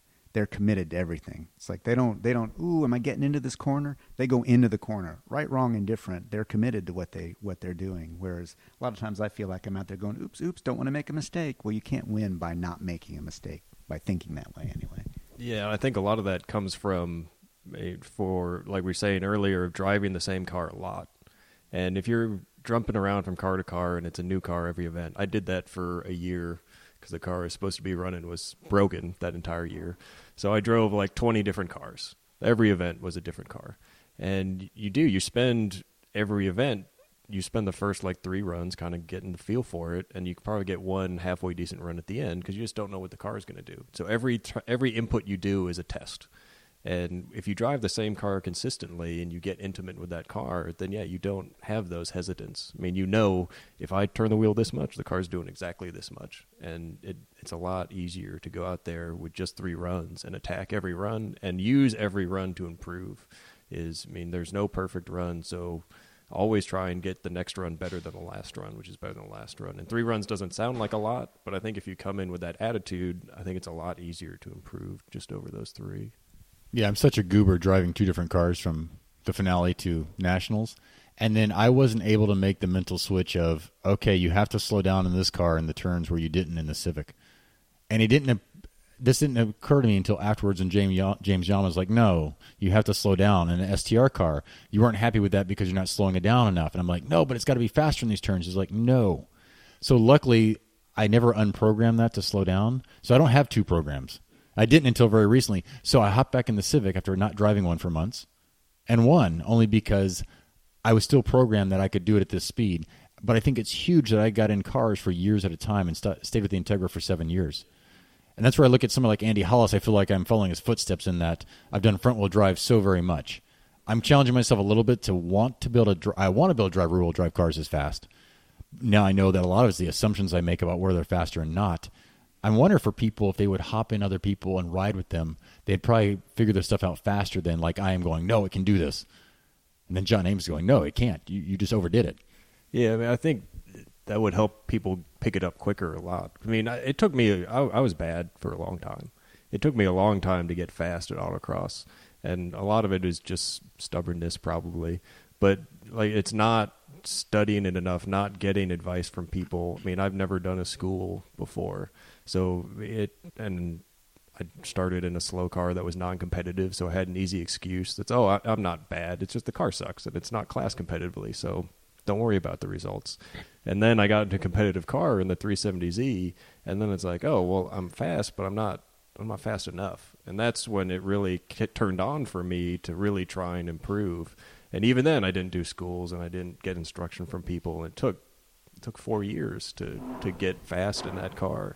Did you pick up a bunch from Steve Pounds? Because he's a pretty good shoe. Yeah, I mean, when we started driving together, we were always about the same speed as each other. We were about within a tenth. And I think the 2 of us driving together, we both improved dramatically. Because he was fast and I was relatively fast at that time. And we started running data. And if you got 2 fast drivers driving the same car, you're looking at data and you say, well, he went a tenth faster there and I went a tenth faster there. And then you can kind of merge those 2 runs together and find the quote-unquote perfect run. And so I think that helped both of us really improve a lot. But it was still just the 2 of us talking to each other. So it was hard. I chalk it up to the light turned on for me was realizing that cutting distance was the thing. And that took me 5 years to figure that out on my own, which in retrospect, maybe I should have worked harder to learn that earlier. But the year that I found that out, I just started dropping time like crazy. I started hitting cones like crazy, and so my results weren't actually any better because I was coning all my fast runs, but all of a sudden I was running these raw times that were putting me in contention to win national events. And it took another couple years after that to figure out how to drive those tight lines without hitting cones, and that's a whole other topic on itself. But I've heard that about several people who have won, that they hit cones for years and years before they actually won by stopping hitting cones. And something I think about course design, I luckily went to a non-SCCA local event, and whoever set the course up had the narrowest gates ever. Maybe they were 12 feet, maybe. Like, I'm not sure if you're very consistent with this, but all of a sudden I either beat or was right on top of Bob Klingler. And yet I had been complaining about how narrow my line choice was. But luckily I put 2 and 2 together, and I realized, when I stay tight, even though I was not happy with this, I ran fast. So it's weird. I don't know what will get through to people, but if you're hearing this, let it just be the lesson learned. And only until I got in the Civic have I ever added any more distance. And that was after being beat consistently by these guys by a little bit, that on the exit of turns, I would actually maybe add a few feet to unwind the wheel while adding acceleration, just to give up what I thought was distance, which breaks John Ames's rule, I swear. But still, it's the only way I was competitive in a Civic. But still being tight overall was key. Well, and on that, I think my whole philosophy is don't fight the car. I mean, let the car do what the car wants to do. So, yeah, on the exit of a turn, especially if my car pushes on throttle, then, yeah, it's going to want to push wide on the exit. So don't fight the car to stay a tight line just because you think you want to run a tight line. Stay in the throttle. And if the car wants to push out and there's room to push out before the next element and it doesn't affect the entry into the next thing, just let it happen. So basically, as long as you have time to get back there. Yeah. So knowing that it's going to do this is key. However, if you don't know it's going to push out and it pushes out, just going with it may not be the right answer either. Right. I mean, you have to pick your lines and everything knowing that's your approach. But I think too many people, you see them walking, and you see it on entries a lot too, is they'll walk up to an entry, there'll be a gate, and then there'll be the next gate that's really the entry to the corner. And they'll walk through that first gate, and then they'll walk way out to the side and drive way out and then trying to set up for this sweeping turn. And you're looking, it's like, you're not going to have time to do that. I mean, you're going the fastest you are coming into that braking zone. You're not going to be able to get your braking done efficiently while you're throwing the car out there wide and adding extra distance and everything. And it's just do what the car is happy to do, which is to brake in a straight line and then go into the corner. I do often critique and think what is the shortest distance from the point wherever I'm at to my next entry?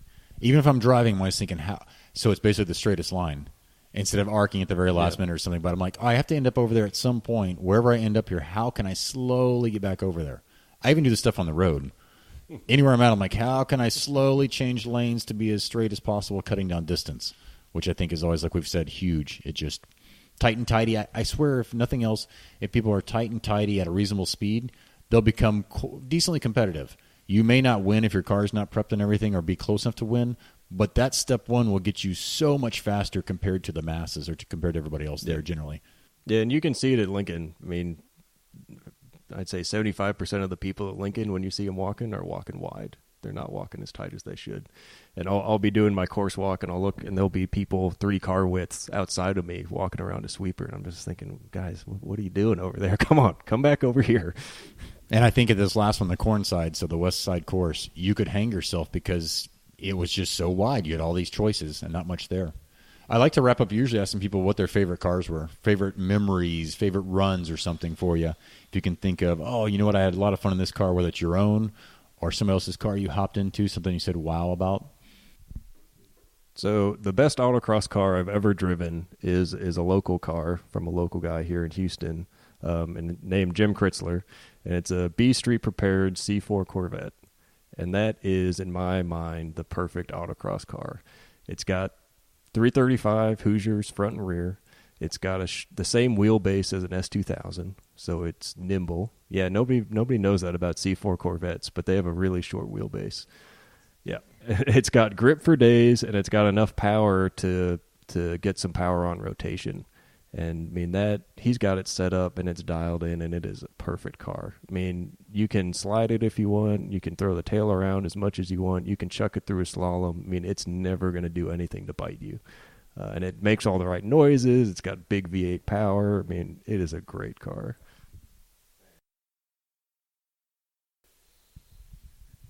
I think the car I own now is probably my favorite car to drive on a regular basis at an event. It's a S2000 set up for STR. It's finally getting pretty close to being set up for STR as opposed to only halfway done, which is not a fast way to do things. We're starting to get the bugs worked out after Nationals, of course. But that has been probably my favorite car, and I don't intend to get rid of it. But probably the car I had the most fun in that was a car up in Winnipeg. Went up there to help them learn how to set up horses. It gave a course design class, and we also did a school. James Rogerson and I went up there and did that. And Art had a car. It was essentially a C-prepared car. It had a 600-plus horsepower motor in it. And he let me drive it on the event. And that car was just a hoot to go out and drive. I think I understand the attraction to C-prepared. There's nothing that replaces raw horsepower.